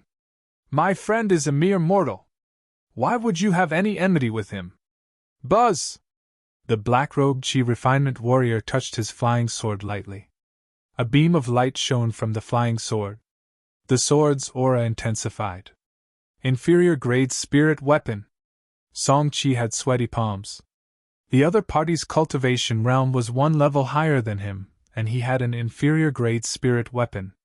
If they engaged in fights, he had no chance of winning. Since you are dense, don't blame me for being ruthless, the black-robed Chi refinement warrior said coldly. Young Master Su, you should run for your life. Song-Chi hurried to whisper to Su Zimo before he slapped his storage bag and a flying sword landed on his hand. Chi! Song-Chi controlled the flying sword, making the first move so that he could take the other party by surprise. The flying sword turned into beams of lights, speeding toward the black-robed Chi refinement warrior. They reached him in no time. It was merely a pseudo-spirit weapon. How dare you act arrogant in front of me? The black-robed Chi refinement warrior sneered before he took his time to tap his sword, sending it flying forward, colliding with Song-Chi's flying sword. Sparks were flying everywhere as the swords clashed into each other. Song Qi's flying sword was not as powerful. It almost flew off from the collision. The Qi refinement warrior's body was relatively weak. This posed a danger to them when in fights. If one was not careful, one might be injured by the other party's spirit weapon, and one would have no chance of surviving. Song Qi seemed to be on the losing end after sparring for a few rounds. He had no way to attack but could only defend himself. Fortunately, Song Qi was composed. He used all his energy to spar with the other party. His flying sword circled him, forming an impenetrable defense. Su Zimo nodded as he watched the scene from the side. Song Qi could have left under such circumstances. After all, he had gotten the 1,000 inferior grade spirit stones. There was no need to put his life at risk for a mere mortal. Even though Song Qi knew that he could not defeat the other party, he did not leave by himself. It proved that he was a man of his words. Su Zimo could be reassured that Song Qi could be left in charge of protecting the Su family. Song Qi and the black-robed Qi refinement warrior was still in an intense battle. They were one level apart in terms of cultivation realm, and their spirit weapons were of different grades as well. Song Qi's defenses gradually weakened in no time. The flying sword was not as steady as before. He had used up too much of his spirit Qi and he was weakened. Right then, Su Zimo asked, "Why do you want to kill me?" The black-robed Qi refinement warrior felt that he had the situation under control. He cast a sideways glance at Su Zimo, before saying in a pitiful tone, "I will tell you the reason so that you will know what caused your death. You are just a mortal yet you had the Sky Treasure badge. This is why you must die." Song Qi turned to check in the midst of the battle, realizing that Su Zimo was still standing on the same spot. He could not help but be anxious, shouting out to Su Zimo, "Why didn't you leave?" Swash! Song Qi was distracted, and the other party made use of the chance to cut through his defense with his flying sword. The flying sword was right before him. It was chilling. Song Qi had no time to steer the direction of his flying sword. He panicked and could not be bothered with maintaining his dignity. He had no choice but to roll on the ground, barely escaping from death. He was muddy all over, looking like a terrible sight. Su Zimo smiled but did not say anything. Song Qi was helpless, saying through clenched teeth, "I am not his opponent. Young Master Su, you should leave as soon as possible, or it will be too late. No one will be able to leave today." The black-robed Qi refinement warrior hollered, and the flying sword sped up, hitting Song Qi's defense. Sound of metal clashing against one another could be heard. Right then, the two of them who were in a fierce fight heard a long sigh. "Yes, you would not be able to leave today." Both Song Qi and the black-robed Qi refinement warrior were shocked. Before they could figure out what Su Zimo meant by that, they saw a terrifying sight from the corner of their eyes. Su Zimo was standing 40 feet apart from them. But Su Zimo reached them within 2 to 3 strides. There was a murderous glint in his eyes. He was like a human-devouring beast that had the single intent of killing the person in front of him. Song Qi, who was by the side, felt a sense of fear, let alone the black-robed Qi refinement warrior who had been targeted by Su Zimo. "It's not good!" The black-robed Qi refinement warrior's heart jumped a beat. He retreated while he maneuvered the flying sword, thinking of changing its direction to kill Su Zimo. However, the black-robed Qi refinement warrior was too slow, and in Su Zimo's eyes, he had too many weaknesses. Su Zimo had a cold glint in his eyes. He had a backhand grip on Cold Moon's saber, swinging it in front of him. There was a flash of light from the saber. It was blinding. Poof! A large head was hurled off, and it was cut neatly at the neck area. Fresh blood splattered everywhere. Song Qi opened his mouth slightly. He was confused. He stared at the scene, dumbstruck, unable to recover himself. Dead. A level 8 Qi refinement warrior was dead from one single slash of the saber. By luck? Down on his luck? Careless? Good saber! Su Zimo looked at the Cold Moon saber. It did not have the slightest drop of blood on it. He praised the saber and put it back into its scabbard with a backhand motion.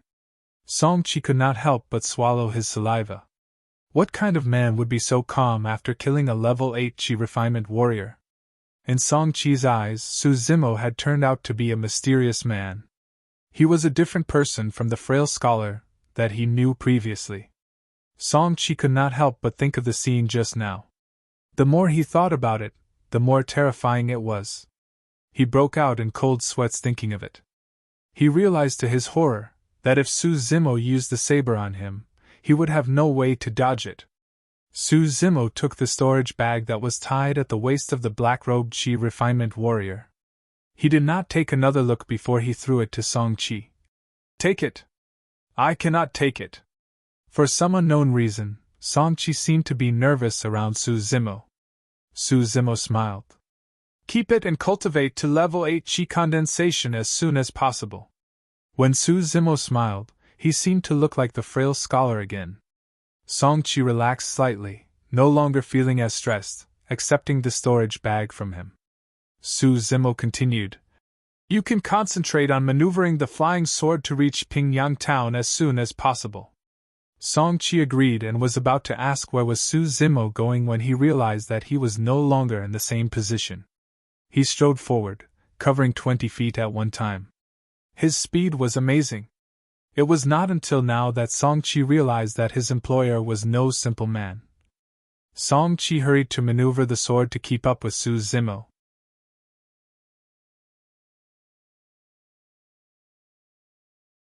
Chapter 29 I Would Take Revenge for the Su Family.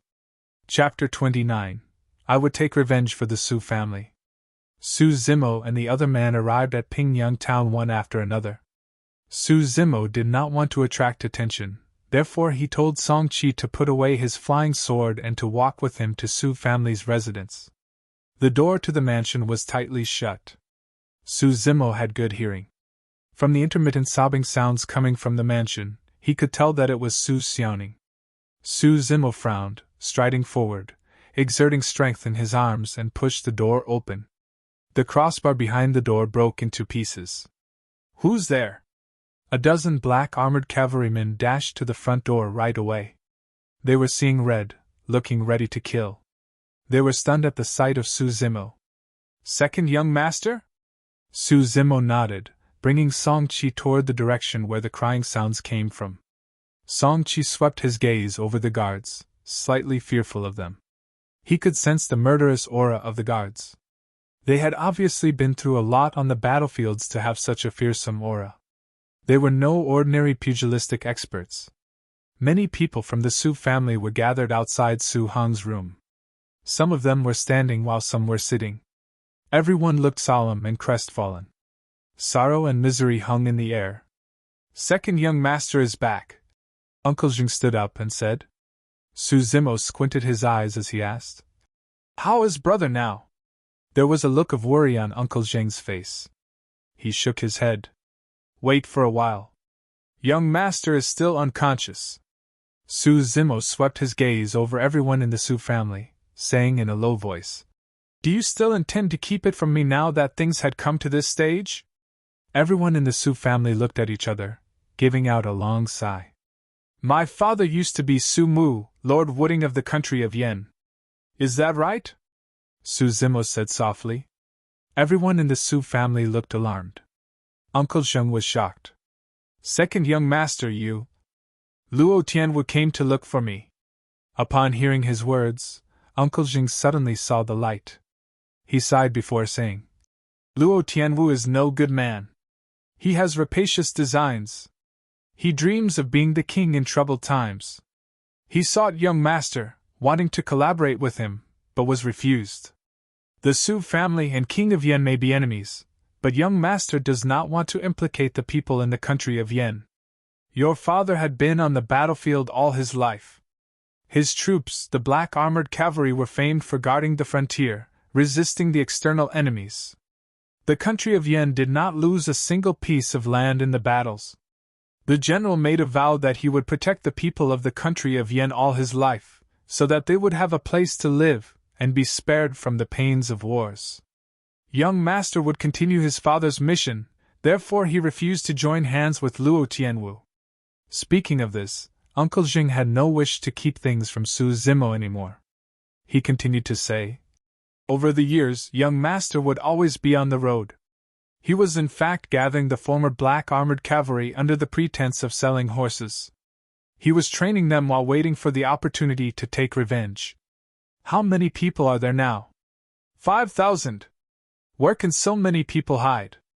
How can they hide from the spies of the countries of Yan and Qi?" Su Zimo frowned. Uncle Jing replied, "They have been hiding at a ghostly village near the country of Yan. A few decades ago, the entire village was devoured and wiped out by packs of wolves. Even fowls and dogs were not spared. There was not a soul to be seen. No one dared to live at the village. In the end, it turned out to be the best cover for them." Su Zimo thought before asking. "Uncle Jin used to hint that the enemies of the Su family are Qi refinement warriors. What do you mean by that?" "A few decades ago, there were many Qi refinement warriors in the capital city of the country of Yan. They guarded the king of Yan, and therefore we had to keep postponing the plan of assassinating king of Yan. Young master waited patiently for a chance when the spies in the palace sent news a month ago that king of Yan was going hunting at the southern suburb. The black armored cavalry would only be most powerful in wide terrain. The Qi refinement warriors would die if they make the slightest mistake when sparring with them." Su Zimo nodded. Qi refinement warriors had weak bodies. They were no different from normal mortals. If armies went into battles, and there was a storm of arrows, a few Qi refinement warriors would not be able to change the outcome. They might even die. Uncle Jing shook his head and let out a long sigh. Unfortunately, the assassination this time failed. There were not a few but dozens of Qi refinement warriors beside the king of Yan. There was even a cultivation clan as the king of Yan's support. Su Zimo was shocked to hear this. In the cultivation world, the clan leader had to at least reach the foundation establishment realm before he could establish a clan. Uncle Zhen continued. Young master was worried that they would attract attention, therefore, he only brought over thousands of black armored cavalry with him, and they went into the city in small groups. But they were besieged by dozens of Qi refinement warriors at the southern suburbs. They suffered heavy losses and young master was heavily wounded, while only a few dozen black armored cavalry survived out of the thousands of them. Song Qi came forward and whispered, "Second young master Su, I have an essence nourishing pill. It is very common in the cultivation world. It can be used to stabilize the foundation and nourishing the essence. It should be useful to young master." "Thanks." Su Zimo nodded. Uncle Jing said in disappointment, "It's easy to heal the body, but it's difficult to heal the heart. The failure this time was too big a blow to young master." Su Zimo frowned. Brother has strong willpower and determination. Why would he be defeated after one failure? Uncle Jing smiled forlornly and sighed. Young master knew that if there is a cultivation clan to support King of Yan, there will be no way for the Su family to take revenge. There is no grief so great as despair. I guess, there is no way to change things. Young master is awake. Right then Lu Yu walked out of the room with a grave expression on his face. There was a strong pungent smell of medicine upon reaching the door. Su Zimo turned and looked toward the bed. His brother, Su Hong, lay silently on the bed. His injuries were serious and his breathing was getting weaker. "Brother!" Su Xiaoning, who stayed vigil beside the bed, cried out loud, running into Su Zimo's embrace, bursting into tears. "Older brother is seriously injured. Second brother, can you think of a solution?" Su Zimo patted Su Xiaoning gently on the back, comforting her with soft whispers. He helped her to the side before he went to check on Su Hong. Su Hong's hair had turned white. He had just reached 30 years old, but he seemed aged. His face was gaunt and yellow and his lips were cracked. He stared blankly at the roof, as if he had lost his soul. His hair turned white overnight. Indeed, there was no grief so great as despair. Su Zimo's heart ached at the sight of his older brother. There were tears in his eyes. The Su family had been ensnared in a blood feud for years, and his brother had to seek justice for the family by himself. For the past 16 years, this man protected his younger brother and sister from harm, for fear that they would suffer any slightest grievances or be hurt. He remained tight-lipped, worried that they would be embroiled in it. This man bore the hatred and feud by himself for 16 years. He could not imagine the kind of life that he led over the years. Had he ever been able to have a good night's sleep in the past 16 years? How painful and torturous it must be for this man to be living in hatred all the time for 16 years. Brother. Su Zimo's lips quivered as he called for his brother. There was never a moment where this word sounded so depressing as when Su Zimo spoke of it. Su Hong turned his head slowly, resting his blank gaze on Su Zimo's face for a long while before there was finally some sparkle in his eyes. He moved his stiff lips, forcing a smile on his lips, as he spoke softly. Zimo, you are back. Su Zimo knelt down on the floor, holding Su Hong's cold hands in his palms. He squeezed his lips tightly together, fighting back the tears in his eyes. Zimo, I won't be able to make it. Su Hong sighed softly. Su Zimo lost control at his words. Tears trailed down his cheeks, wetting his sleeves. This was the first time that Su Zimo cried in the past 18 years.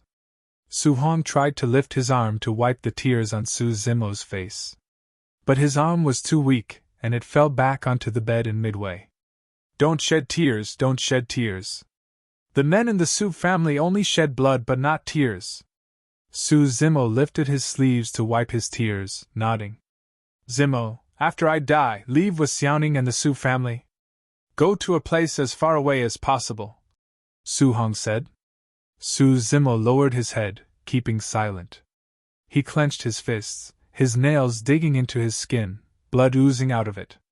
Su Zimo raised his head after a long while, looking calm. Brother, have a good rest. Don't think too much. There was something else that Su Zimo kept to himself. He would take revenge for the Su family.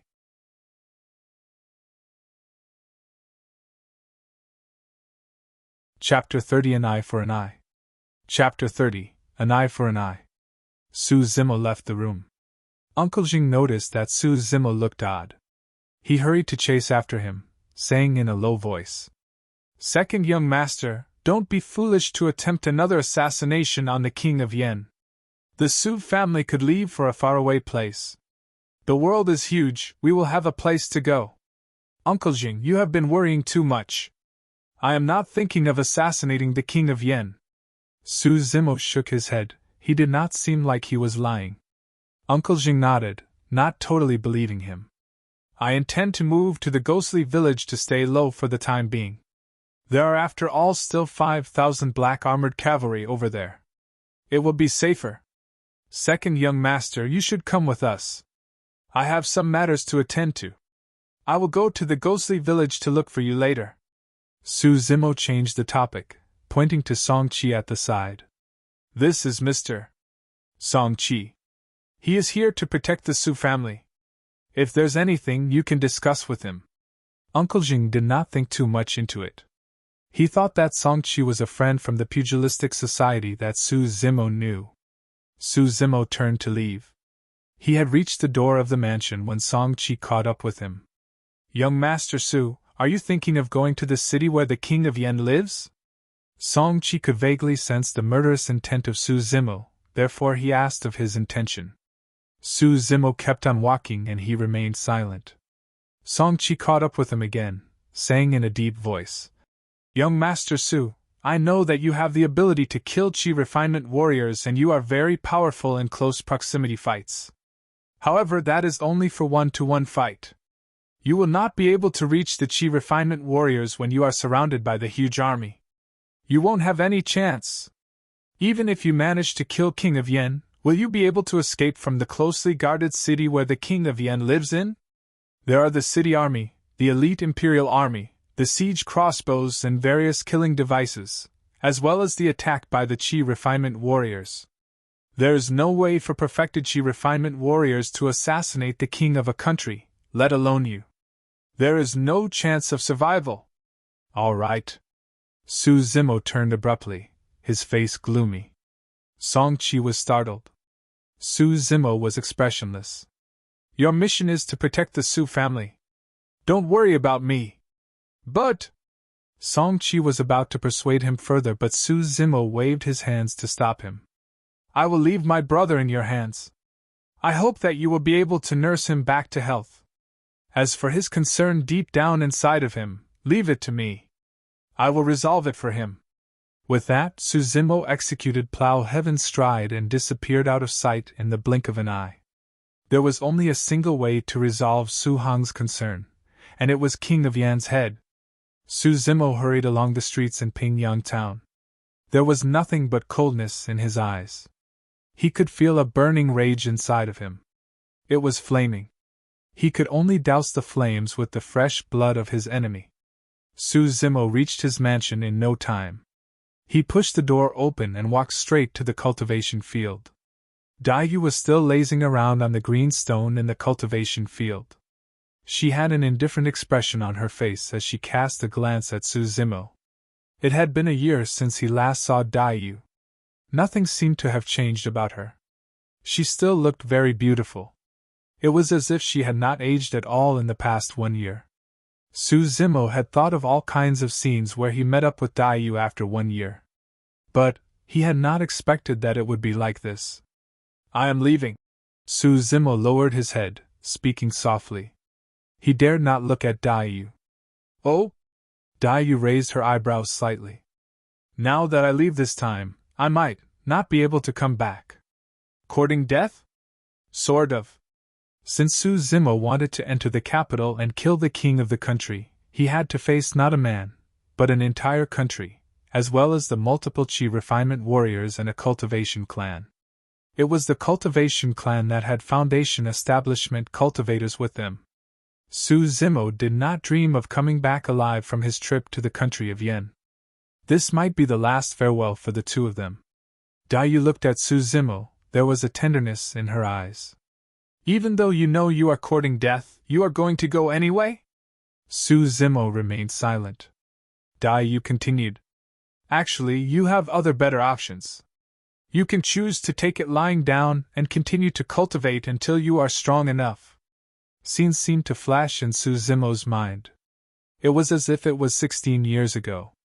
He saw how his parents died a terrible death under the Saber. He saw how the Su family was massacred, and the river turned into blood, the corpses piled into a mountain. He saw how his older brother protected he in Xiaoning, and escaped from the city. He suffered a slash at his face, and it went unnoticed even though it was covered with blood. In the end, Su Zimo's gaze rested on his brother's white hair, his gaunt and yellow face, and his blank eyes. Why do I cultivate? Su Zimo blurted out all of a sudden, as if asking Dai-Yu, but he seemed to be muttering to himself as well. I cultivate not to take things lying down. If I want to do so, I would have knelt down at Prefect Sung Lang's bullying behavior 1 year ago.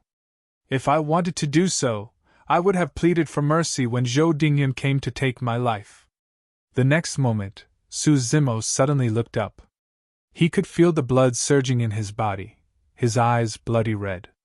He shouted, Since I feel unjust, I will make sure to seek justice.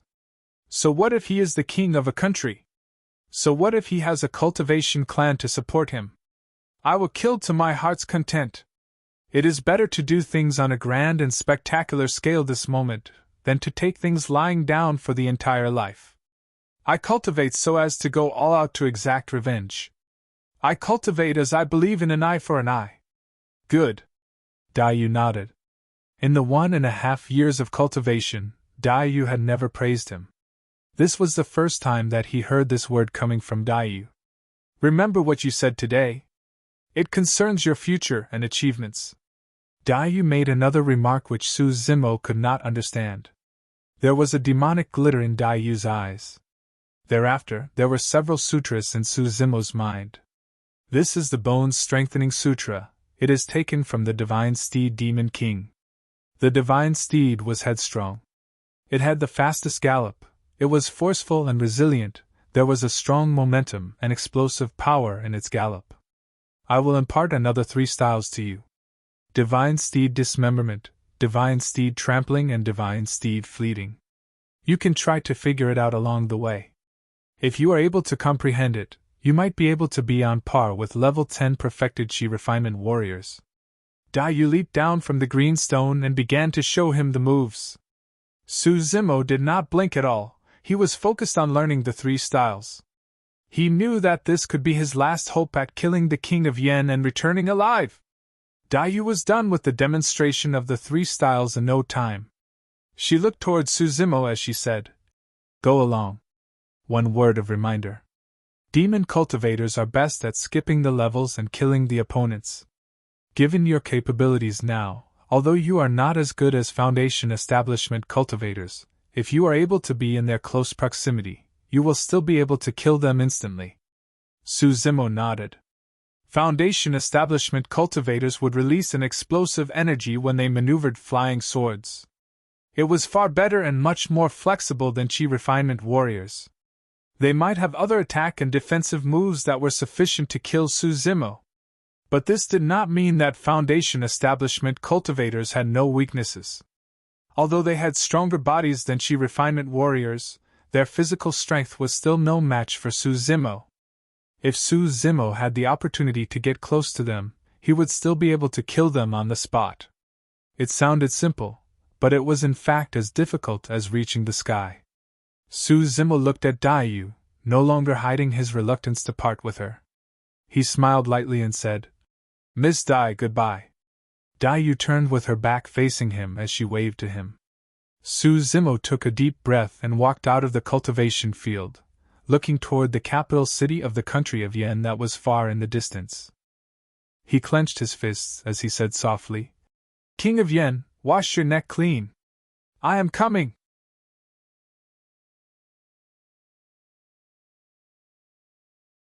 Chapter 31 At Close Combat, a man could be even more powerful than the combined strength of an entire country. Chapter 31 At Close Combat, a man could be even more powerful than the combined strength of an entire country.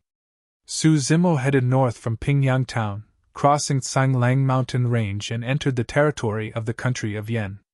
Su Zimo did not ride a horse along the way. Given his full speed right now, no horse was powerful enough to be able to catch up to him. The weather had turned cold, and early winter had arrived. But Su Zimo was burning hot, white clouds of vapor rising from the top of his head. While Su Zimo hurried along the way, he was applying the bones-strengthening sutra. His legs alternated in an amazing speed. Not even a shadow of his could be seen. Divine Steed Fleeting. This style in the bones-strengthening section was known for its speed. Plow Heaven Stride was used to train the strength in the legs, and every stride came with tremendous force. On the other hand, Divine Steed Fleeting was all about speed. Through mastering the foundation of body tempering section and tendons transformation section, and by working one's muscles and shaking one's tendons, the bones were strengthened through constant beating and hitting. If one achieved initial success in the bones strengthening section, once the person exerted strength, there would be cracking crisp sounds of the bones.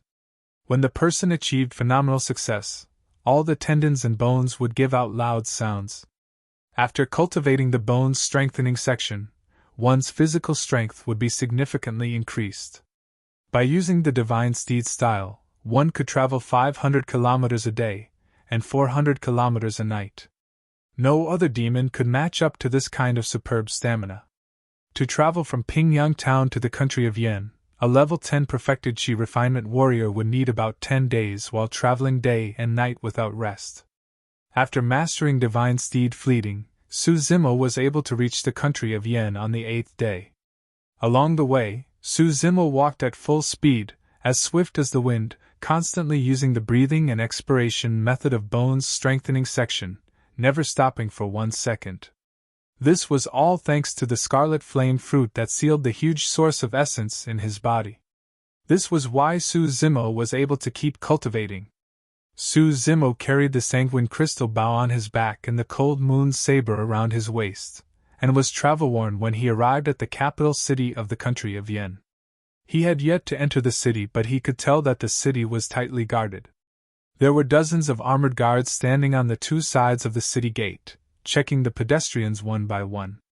Su Zimo carried a casual expression and walked up to the city gate.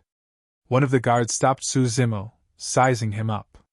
There was mockery in his eyes, as he smiled softly. "You are just a poor scholar, why did you carry a bow and saber with you? Bluffing people?" Su Zimo was clad in his usual green robe. He had a fair complexion and delicate features. He did not seem like someone who practiced martial arts. That was why the guards found it odd that a scholar carried a bow and saber with him. Su Zimo remained composed, carrying a smile, not making any comments. "Hey, that poor guy, take the saber at your waist and let me take a look. Has it been edged?" "Ha ha!" Another city guard who was further away joined in the fun as well. There was a change in Su Zimo's countenance as he slowly reached his hands toward Cold Moon's saber. Su Zimo had no wish to start a fight at the city gate. Once he started the killing spree here, all the city guards would come at him. Chi refinement warriors might even be here as well.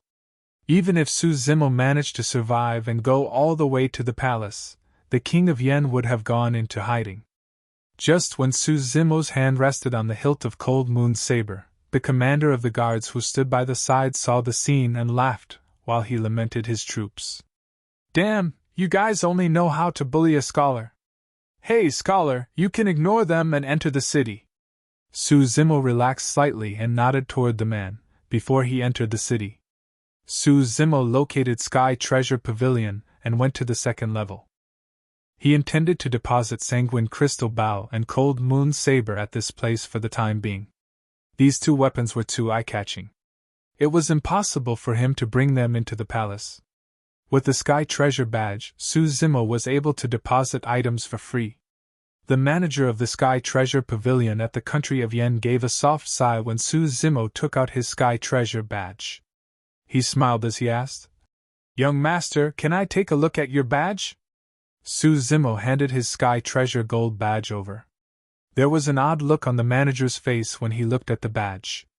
"Why, is anything wrong?" Su Zimo frowned. The manager of Sky Treasure Pavilion immediately shook his head, smiling as brightly as before, handing the Sky Treasure Gold Badge back. "There's no problem. When do you intend to retrieve the items?" "If everything goes as planned, it will be tomorrow."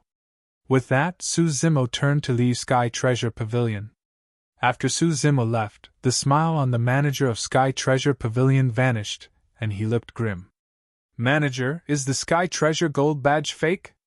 The person is no Chi Refinement Warrior, yet he has a Sky Treasure Gold Badge. He is indeed suspicious," one of the workers at Sky Treasure Pavilion asked. "It's not fake. It is 100% real." The manager shook his head, frowning, deep in his thoughts. The morning of the next day, the ministers gathered outside the palace, ready to go to the royal court to see the king of Yen. Su Zimo was among one of them. After achieving initial success at Tendon's transformation, Su Zimo was able to shrink and move the muscles on his face, making changes to his facial appearance. But he was unable to change his body shape. If he reached phenomenal success at Tendon's transformation, he would be able to have a complete transformation, changing his body shape. If he could achieve phenomenal success at Bones Strengthening, he would even be able to shrink and expand his bones, changing his height to become a totally different person. Last night, Su Zimo knocked a civil official named Shengguan Yu unconscious, and took his place to attend the morning session today. "Brother Shengguan, I have not seen you for a few days, and you seem to have grown taller." One man next to him came over to chat with him. Su Zimo remained silent, not reacting to his words. One was bound to have a slip of the tongue if he talked too much. Moreover, Su Zimo might have changed his facial appearance, but he was unable to have the same voice as Shengguan Yu. Seeing that Su Zimo did not reply to him, the person turned around in embarrassment after inviting a snub. He no longer chatted with Su Zimo. Clang! Clang! Clang! The bell tower rang. All the civil and martial officials tidied their appearance, and walked in 2 rows toward the palace. An old man in his 50s to 60s, with a crown on his head and in a dragon robe, sat in the center of the palace, perched high up. His gaze was fiery, looking majestic and awe-inspiring from sitting on the throne for many years. This was the king of Yen. There were 4 Qi refinement warriors in Taoist robes on the 2 sides of the King of Yen. They looked relaxed, as if they were taking a short rest. The civil and martial officials entered the palace, kneeled before the king and shouted in a loud voice, "All hail the king!" This sound echoed in the palace. It was loud and forceful. He, Zhao Qian. While the officials were greeting the king, someone sneered among the crowd. It was particularly jarring. Zhao Qian was the name of the king of Yen. Who dared to call the king by their name in front of the king himself?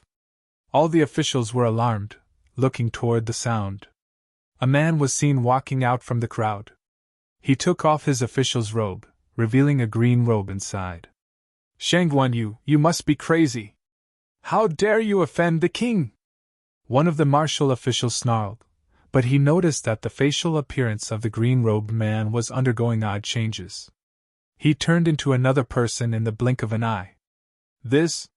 All the officials thought that they were seeing things. They rubbed their eyes and widened their eyes to take a closer look. He was not Sanguine. The 4 Qi refinement warriors who sat next to the king of Yen frowned, sweeping their gaze over Su Zimo. They sneered when they discovered that the man had no spirit qi. To them, changing facial appearances was merely a small trick. The king of Yen remained composed all along. His gaze was swift and fierce. He stared at Su Zimo, speaking in a cold voice. "Who are you? Don't you recognize me?" Su Zimo smiled and asked. "Do you still remember Su Mu?" Psst. There was a commotion within the officials. This name was a taboo in the country of Yen. No one dared to speak of it in front of the king of Yen. The king of Yen squinted his eyes and took a closer look at Su Zimo. The king of Yen raised his head and laughed after a long while. "Ha ha ha, are you his son?" "Yes." Su Zimo smiled and nodded. "Su Hong is my older brother." "Oh?" The king of Yen raised his eyebrows and ridiculed him. "What is your intention by coming to my palace?" Su Zimo said softly. "I am here to kill you." Hee. Ha ha. All the officials broke out into laughter. To them, Su Zimo, the frail scholar, was like an idiot who spoke conceited nonsense. Poof! The king of Yen could not help but laugh as he nodded. "This is interesting, very interesting." Su Zimo once told Uncle Jing that he never thought of assassinating the king of Yen. He was telling the truth. Regardless of whether it was covert killing or assassination, to Su Zimo, it was not enough to appease his rage and the injustice done to his family. That would be letting the king of Yen off too easily. Su Zimo had to kill the king of Yen, and he would do it openly, in front of all the officials. Su Zimo wanted the king of Yen and the entire world to know that it was Su Mu's descendants who killed the king of Yen. It was only through this way could he feel the slightest pleasure and appease his anger and hatred. The king of Yen shook his head, feeling slightly emotional. "I didn't expect that the 2 sons of Su Mu would be vastly different. Su Hong endured it for 16 years and planned the assassination for years. He only dared to lay an ambush and to assassinate me. How dare you have the impudence to come to my palace and threaten to kill me? How dare you, and on what basis?" The king of Yen sneered. "To me, Su Hong is considered as somewhat capable. And you? You are merely an ignorant man who is brave, but lacks wisdom and tact." "Ignorant man?" Su Zimo smiled, raising his head as he asked. "Zhao Qian, have you heard of this saying? Once the ignorant man was enraged, he would cause bloodshed within 5 steps. At close combat, a man could be even more powerful than the combined strength of an entire country." With that, there was a bright glitter in Su Zimo's eyes. He exuded a piercing cold and murderous aura. The temperature of the main hall seemed to drop suddenly.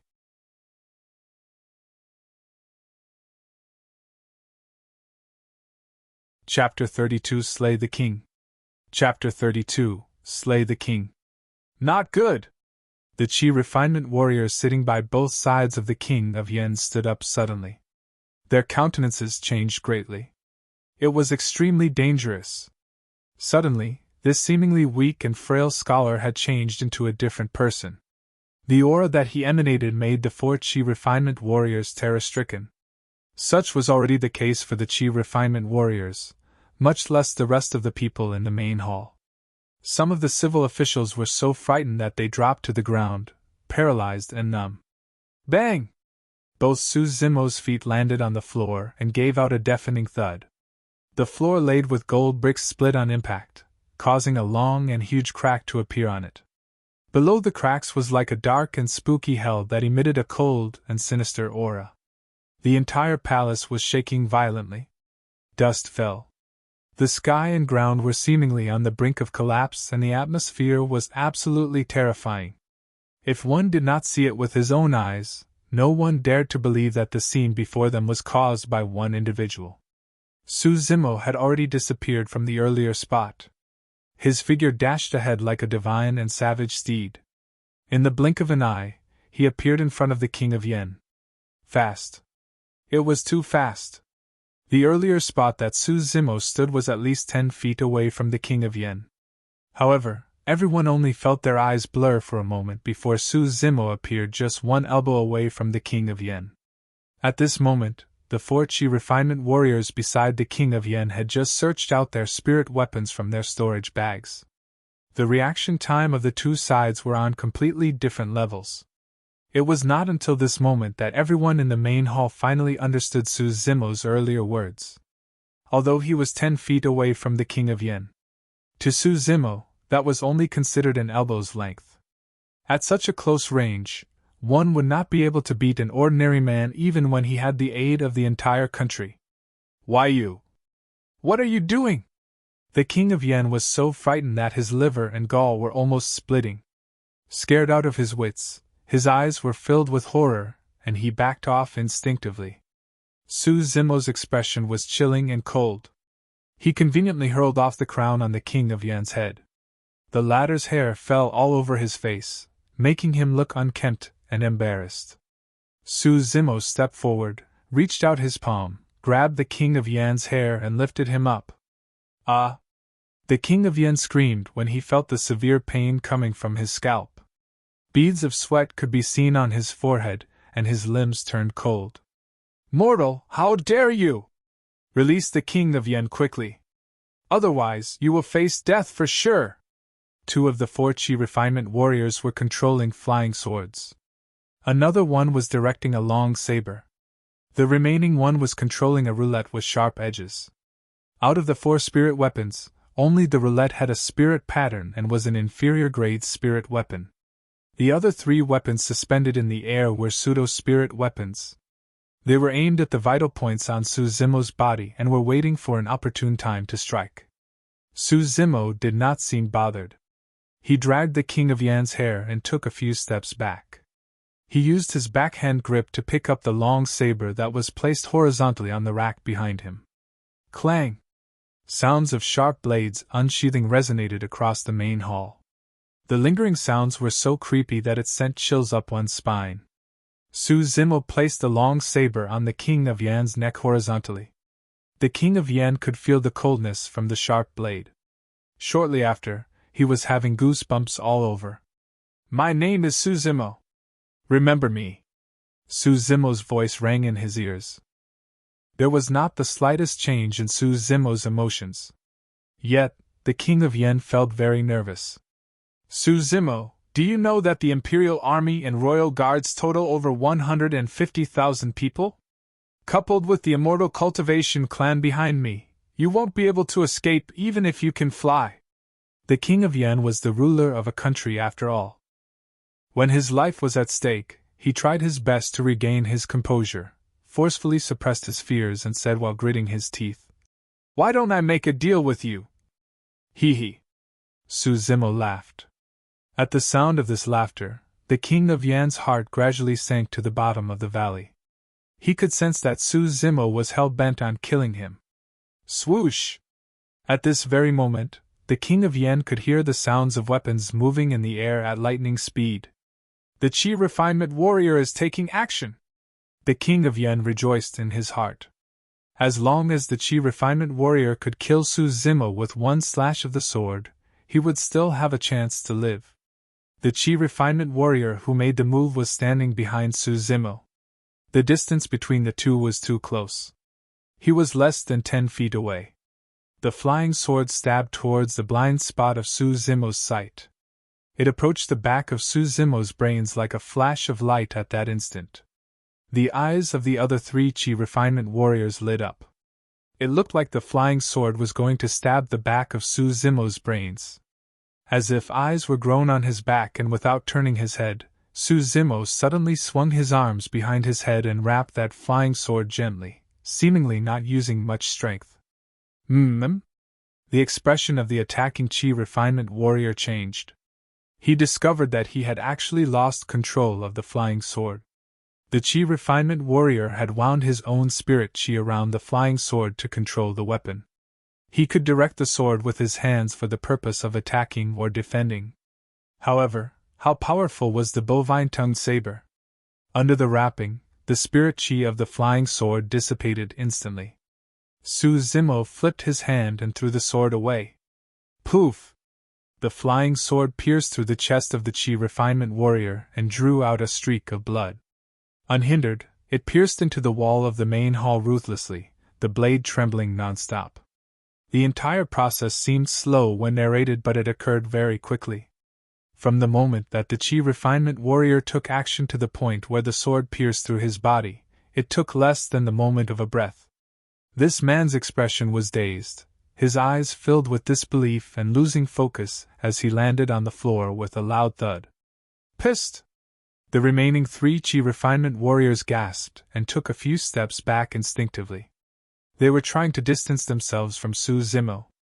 If the earlier sword from Su Zimo was thrown towards any of them, none of them could have dodged it. The speed of that sword was completely beyond their response time. Hurry! Go and notify Senior Brother Lu for reinforcements. One of the 3 Qi refinement warriors looked terrified. He dashed towards the back of the main hall and disappeared in the blink of an eye. To the King of Yen, these few moments of breath seemed 100 years long. They had failed. Even the Qi refinement warriors failed when they took actions. All this while, the long saber on the neck of the King of Yen had never left him by an inch. Su Zimo lowered his head slightly and whispered into the ears of King of Yen. Zhao Qian, do you know that, the moment that I stepped into the palace, you were already a dead man? If I say that I will kill you, no one can save you even when you search high and low for a savior. There was pin-drop silence in the wide and spacious main hall. Seemingly, everyone had been stunned by an individual's aura and kept mum out of fear. Su Zimo's voice was not loud. It was light and calm, as if he was chatting with the King of Yen. However, behind this voice, everyone could feel the murderous intent that made one's heart shudder. The King of Yen was shivering with fear all over. His teeth clattered loudly non-stop. Zhao Qian, you don't need to be afraid. It is just one slash. There won't be any pain. Su Zimo's gaze was icy cold. He said word by word, I will send you on the road to apologize to my parents. Poof! The large head of the King of Yen had been cut off by Su Zimo in one slash. He was holding it in his hands. Even upon his death, the King of Yan's eyes were popped out wide and filled with horror. In fact, before the slash, the King of Yen had already died of fear. He had been frightened till death when he was alive. Ta! Ta! Ta! Successive footsteps could be heard coming from outside the palace. The imperial army of the Kingdom of Yen had already rushed here. Su Zimo tied the King of Yan's head on his waist and surveyed the surroundings. Shaking the long saber in his hands and exuding a murderous aura, he said coldly, The King of Yen is already dead. Anyone who stops me shall not be spared.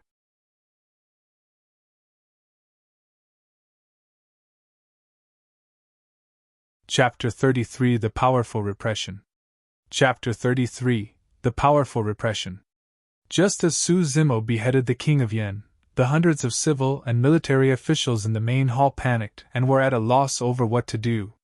Some fainted on the spot with their eyes rolled back, while some fled outside without even turning back. Among the crowd who fled, There was an excited gleam in the eyes of one of the martial officials despite his terrified expression. When this person ran to a corner outside the palace, an ordinary-looking soldier nearby immediately joined him. The person said in a low voice, "Quickly leave the palace and send a pigeon post to City Lord Luo. Tell him that the King of Yen is already dead and the important event can be realized." "Order received." That soldier quickened his steps and left the palace. In the blink of an eye, he had disappeared into the crowd. In the main hall, Su Zimo held the long saber with his right hand. With the King of Yan's head hung on his waist, he wanted to dash outside, but he suddenly heard someone hollering behind him. "Who are you? How dare you come to the palace and behave so atrociously?" Su Zimo looked back. Both Su Zimo and that person who spoke were frozen for a moment. The person who spoke had a gaunt and thin face, and he wore a wide and long robe. His left sleeves looked empty. He was a one-armed man. This person was none other than the level 8 Chi refinement warrior from Joyful Clan who escaped a narrow death when Su Zimo paralyzed one of his arms in Sanglang mountain range. "It's you?" The one-armed Chi refinement warrior recognized Su Zimo at one glance. The fearsomeness in his eyes instantly turned into fear and panic. Although the condition of his wounds had already stabilized, he was often awakened by nightmares in recent nights.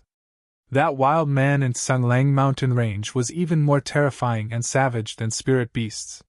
He was like a recurring nightmare that would not go away. Su Zimo laughed. With a sinister stare, he said in a spooky manner, "So you are the one! All of you, stop him! I'm going to send a message to the clan."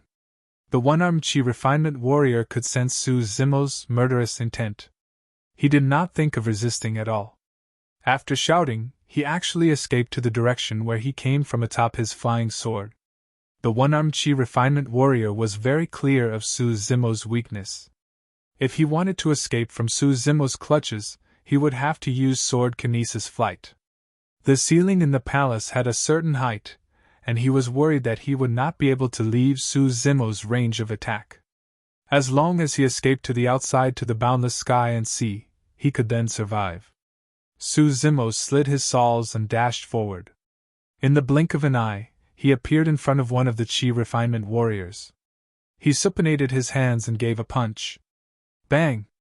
Just as this man drew out his spirit weapon, his head exploded on the impact of Su Zimo's punch, and he died on the spot. After he was enlightened about Divine Steed fleeting, Su Zimo's speed increased further, and he could close in with even more ease. Once Su Zimo closed in on the Chi refinement warrior, it meant that the latter's death was imminent. Chi! The only level 8 Chi refinement warrior in the main hall directed the inferior grade spirit weapon towards Su Zimo. There was a flash of radiance on the roulette spirit weapon. The spirit pattern shone. The power and speed of the spirit weapon increased greatly. Without even looking at it, Su Zimo supinated his hands and slashed with his long saber. Snap! The long saber broke and the roulette's speed reduced greatly upon the huge and astonishing impact. Su Zimo stretched out his palm and placed it on the roulette gently. Rap and vibrate. The roulette had already fallen into his hands. Right from the beginning, Su Zimo had never paused. He bumped into the arms of another Chi refinement warrior, exerted all his strength, and leaned towards him. Bang! This man was flung off instantly. In midair, his body suddenly exploded and disintegrated. Broken arms and legs were flying around and blood and flesh splattered all over. In a few moments, Su Zimo had broken away from the encirclement of the few Chi refinement warrior and dashed towards the one-armed Chi refinement warrior. The one-armed Chi refinement warrior was escaping very quickly. While he was flying on the sword, he was furiously penning down something. It was uncertain what he was writing. The moment the one-armed Chi refinement warrior escaped out of the palace, he threw the thing in his hands towards the sky. Su Zimo watched carefully. There was a lifelike, white paper crane the size of a palm in midair. It was shining with spirit light. After fluttering its wings a few times, it flew towards a distance and disappeared in the blink of an eye. Su Zimo vaguely guessed that this white paper crane was a talisman of the cultivation world. It was a means of communication. Although he was aware of this, Su Zimo could not stop it.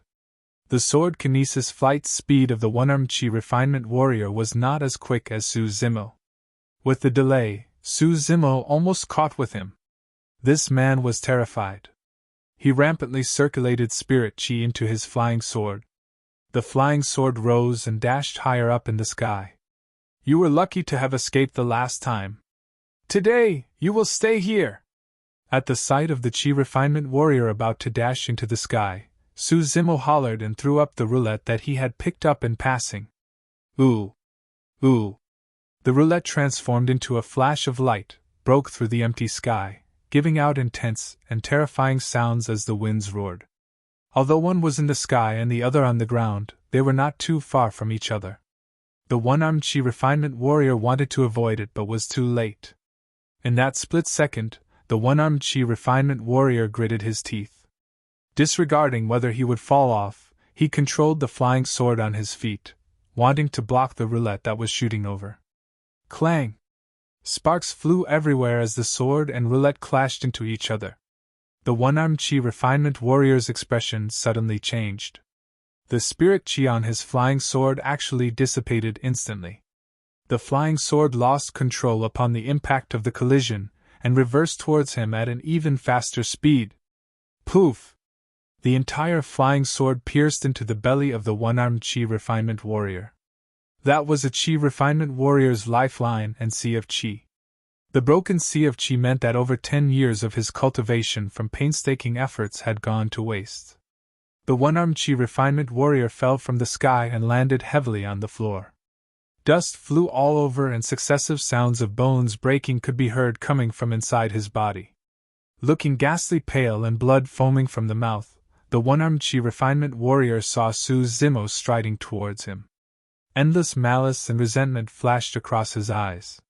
With a ferocious expression, he laughed crazily and said, "You are finished. I have just notified the clan. Not long after, Foundation establishment cultivators will rush over to slay you. You will come down to keep me company very soon. Ha ha! Oh?" Su Zimo raised his brows and said, "So there aren't any Foundation establishment cultivators in the capital then?" The one-armed Chi refinement officer was stunned. "Thanks for the information. It looks like I, Su Zimo, am not destined to die yet. Even the capital city of the country of Yen cannot stop me." Su Zimo's expression was cold and aloof. He stepped forward and trampled on the skull of the one-armed Chi refinement warrior, crushing it. He took this man's storage bag and put it away in his arms before dashing outside. If there were Foundation establishment cultivators in the capital, coupled with other Chi refinement officers, city guards and the Imperial Army, it would be very difficult for Su Zimo to leave the capital. This was because there was a huge gap of one realm between the Foundation establishment cultivator and Chi refinement warrior. This was a great leap in quality, and the strong powers erupted by Foundation establishment cultivators was enough to kill Su Zimo. On the other hand, without the Foundation establishment cultivators, even level 10 perfected Chi refinement warriors would be of little threat to Su Zimo. "I have to make my way out as soon as possible," Su Zimo told himself quietly. If he were to dawdle too long in the capital, he would eventually land himself in a hard battle when the Foundation establishment cultivators from Joyful Clan arrived. It would be hard for him to escape death then. The Imperial Army of the King of Yen formed a massive array, holding spears as they dashed forward fearlessly. At one glance, they were impenetrable. "Kill! Kill! Kill!" Hundreds and thousands of the Imperial Army hollered angrily together. The sound was deafening. A massive and powerful aura engulfed the entire place, slamming towards Su Zimo as if wanting to drown him. The Imperial Army was absolutely loyal to the King of Yen. They were resolute and determined. Although Su Zimo was so powerful that he could kill Chi refinement warriors, the Imperial Army was fearless and did not back off. Every member of the Imperial Army had a gaze that was as sharp as a sword. Carrying a chilling expression, they had strong murderous intent. The congregation of hundreds and thousands of the Imperial army erupted a powerful and unwavered determination that astonished the minds and hearts. This was the power of a country. Enshrouded by this massive aura and the frightening willpower, even Chi refinement warriors who came would have long been scared out of their wits and turned cowardly prior to fighting. However, Su Zimo's expression remained unchanged. Instead, the brilliance in his eyes intensified.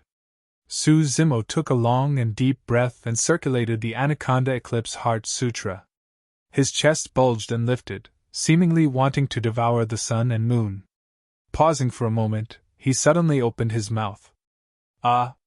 Su Zimo gave a long yell. A humongous flow of energy surged out of Su Zimo's mouth. His voice was booming and high-pitched, penetrating gold and cracking stones, and shrouding the shouts of the 100,000s of the Imperial army instantly. Many members of the Imperial army revealed a pained expression. The weapons in their hands dropped, and they covered their ears with both hands.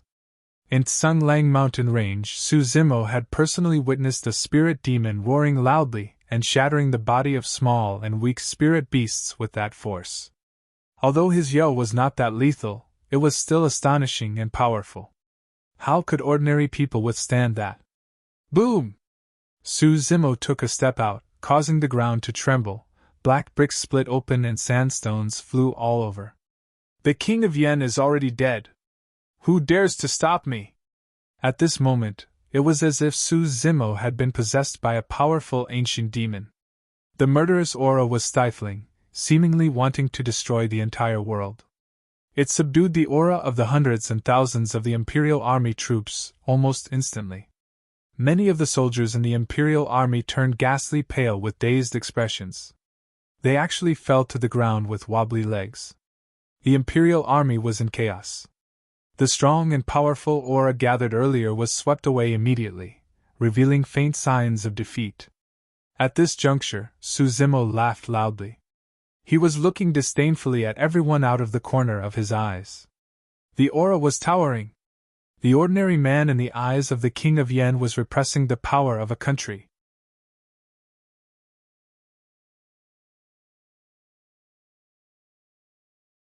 Chapter 34 The Intense Battle in the Capital. Chapter 34 The Intense Battle in the Capital. The Imperial army suffered a major setback. Su Zimo had not even made any moves to attack. He only dashed around madly in the swarm of soldiers with plow heaven's stride. In 10 minutes, he had already forced his way out. Bang! Bang! Bang! The areas that Su Zimo had passed through were in great chaos. There were hundreds of thousands of the Imperial army trying to hold him back. Yet, he was seemingly in a no-man's territory and no one could halt his steps. Su Zimo's circulated body petrification. The muscles in his entire body tightened until they were as hard as rocks and his defensive ability increased greatly. When the Imperial army pierced Su Zimo with the golden spears in their hands, the spears would either slip off or break on the spot. They could not hurt Su Zimo at all. Not long after, Su Zimo had already dashed out of the palace. At this moment, Su Zimo sensed great danger in his heart. When he was running, he suddenly made dodging moves and lowered his body like an anaconda slithering close to the ground. Swoosh! A cold beam of sword light streaked across the top of Su Zimo's head. It was a Chi refinement warrior. Su Zimo rose.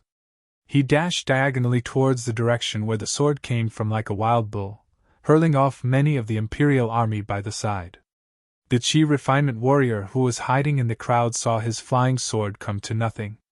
Just as he tried to redirect the flying sword, before he could even recover his senses, he discovered that all of the Imperial army in front blocking him from view had already fallen to the ground. The blood-drenched Su Zimo had already closed in on him. It was too late for this person to dodge. Bang! Su Zimo casually punched him and the latter was flung away. The eyes of this Chi refinement warrior had lost focus. His chest collapsed. His bones shattered and pierced into his lungs. Before his body touched the ground, he had already stopped breathing. With the power erupted from Su Zimo's body, even if he did not make any moves, the Chi Refinement Warrior would not be able to withstand any one casual punch or kick from him as well. At this moment, the capital was in great chaos. More and more Chi Refinement Warriors gathered as they rushed over from various places across the city. During this time, there were already about 10 of them who had taken hostile action against Su Zimo. Initially, these Chi Refinement Warriors hid among the Imperial Army and guards while directing the flying sword to attack Su Zimo. However, after Su Zimo killed a few of them, the remaining Chi Refinement Warriors were feeling scared. They realized that Su Zimo could find them even if they hid in the crowd. The Imperial Army and city guards could not stop Su Zimo at all. One after another, many Chi Refinement Warriors rose into the air, surrounding and attacking Su Zimo. Although this would deplete their spirit chi faster, Su Zimo could not pose a threat to them then. The worst situation had occurred. In such a circumstance whereby dozens of Chi Refinement Warriors constantly attacked him, Su Zimo could still circulate body petrification to endure the attacks from the lower-level Chi Refinement Warriors. However, Su Zimo had to dodge the attacks from the level 9 and perfected Chi Refinement Warriors when they unsheathed their inferior-grade spirit weapons. The hardest part was that Su Zimo had no way to retaliate. In addition, Su Zimo's speed would definitely decrease if he were to rely solely on his spirit perception to dodge the attacks of the Chi Refinement Warrior. Coupled with the constant harassment by the Imperial Army and guards surrounding him, Su Zimo could very possibly lose his life in the capital. Everyone, there is no need to panic. This lad can't leave the place. As long as we unanimously join forces and detain him in the capital, the Foundation establishment cultivators from my joyful clan will arrive very soon. In mid-air, a perfected Chi Refinement Warrior said loudly. At this very moment, Su Zimo suddenly turned back and smiled at that person. He had a strange look in his eyes. This person's heart froze. He flew on the flying sword and quickly retreated so that he could distance himself from Su Zimo. Barely anyone had noticed that Su Zimo came all the way to the palace from an inconspicuous corner, and not the main gate of the capital. That was where the Sky Treasure Pavilion was located. Su Zimo rushed out of the Imperial Army's entrapment, and headed towards a wall ahead of him. Swoosh! The moment that Su Zimo hit the wall suddenly transformed into a glistening water curtain and Su Zimo's figure disappeared from sight. Many members of the Imperial Army were stunned on the spot. Some people did not believe it. They slammed their skulls on it but ended up falling to the ground with broken and bleeding heads. The Chi Refinement Warrior in the mid-air furrowed his brows tightly. Of course, they were aware that the place was the Sky Treasure Pavilion. However, what shocked them was that Su Zimo could enter and leave the Sky Treasure Pavilion as he wished, although he was not a Chi Refinement Warrior. This proved that he had the Sky Treasure badge. Senior Brotherly, what should we do? One of the Chi Refinement Warriors asked in a low voice. The Sky Treasure Pavilion was the largest trading house in the Great Zhou dynasty and had a superior status. Killing and fighting was banned in the premise. There was once a situation where Foundation establishment cultivators stirred up trouble in the Sky Treasure Pavilion and ended up being killed on the spot. There had been rumors in the Great Zhou dynasty that the Sky Treasure Pavilion's backing was the monarch of the Great Zhou dynasty. No matter how gutsy these Chi Refinement Warriors were, they dared not enter the place to catch people. No need to worry. This person cannot always hide inside. He will have to come out sooner or later.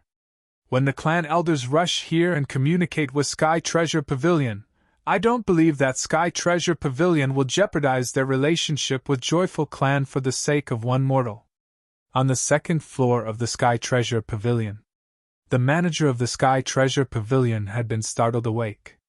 Blinking his sleepy eyes, he asked the waiting staff beside him, "What happened outside?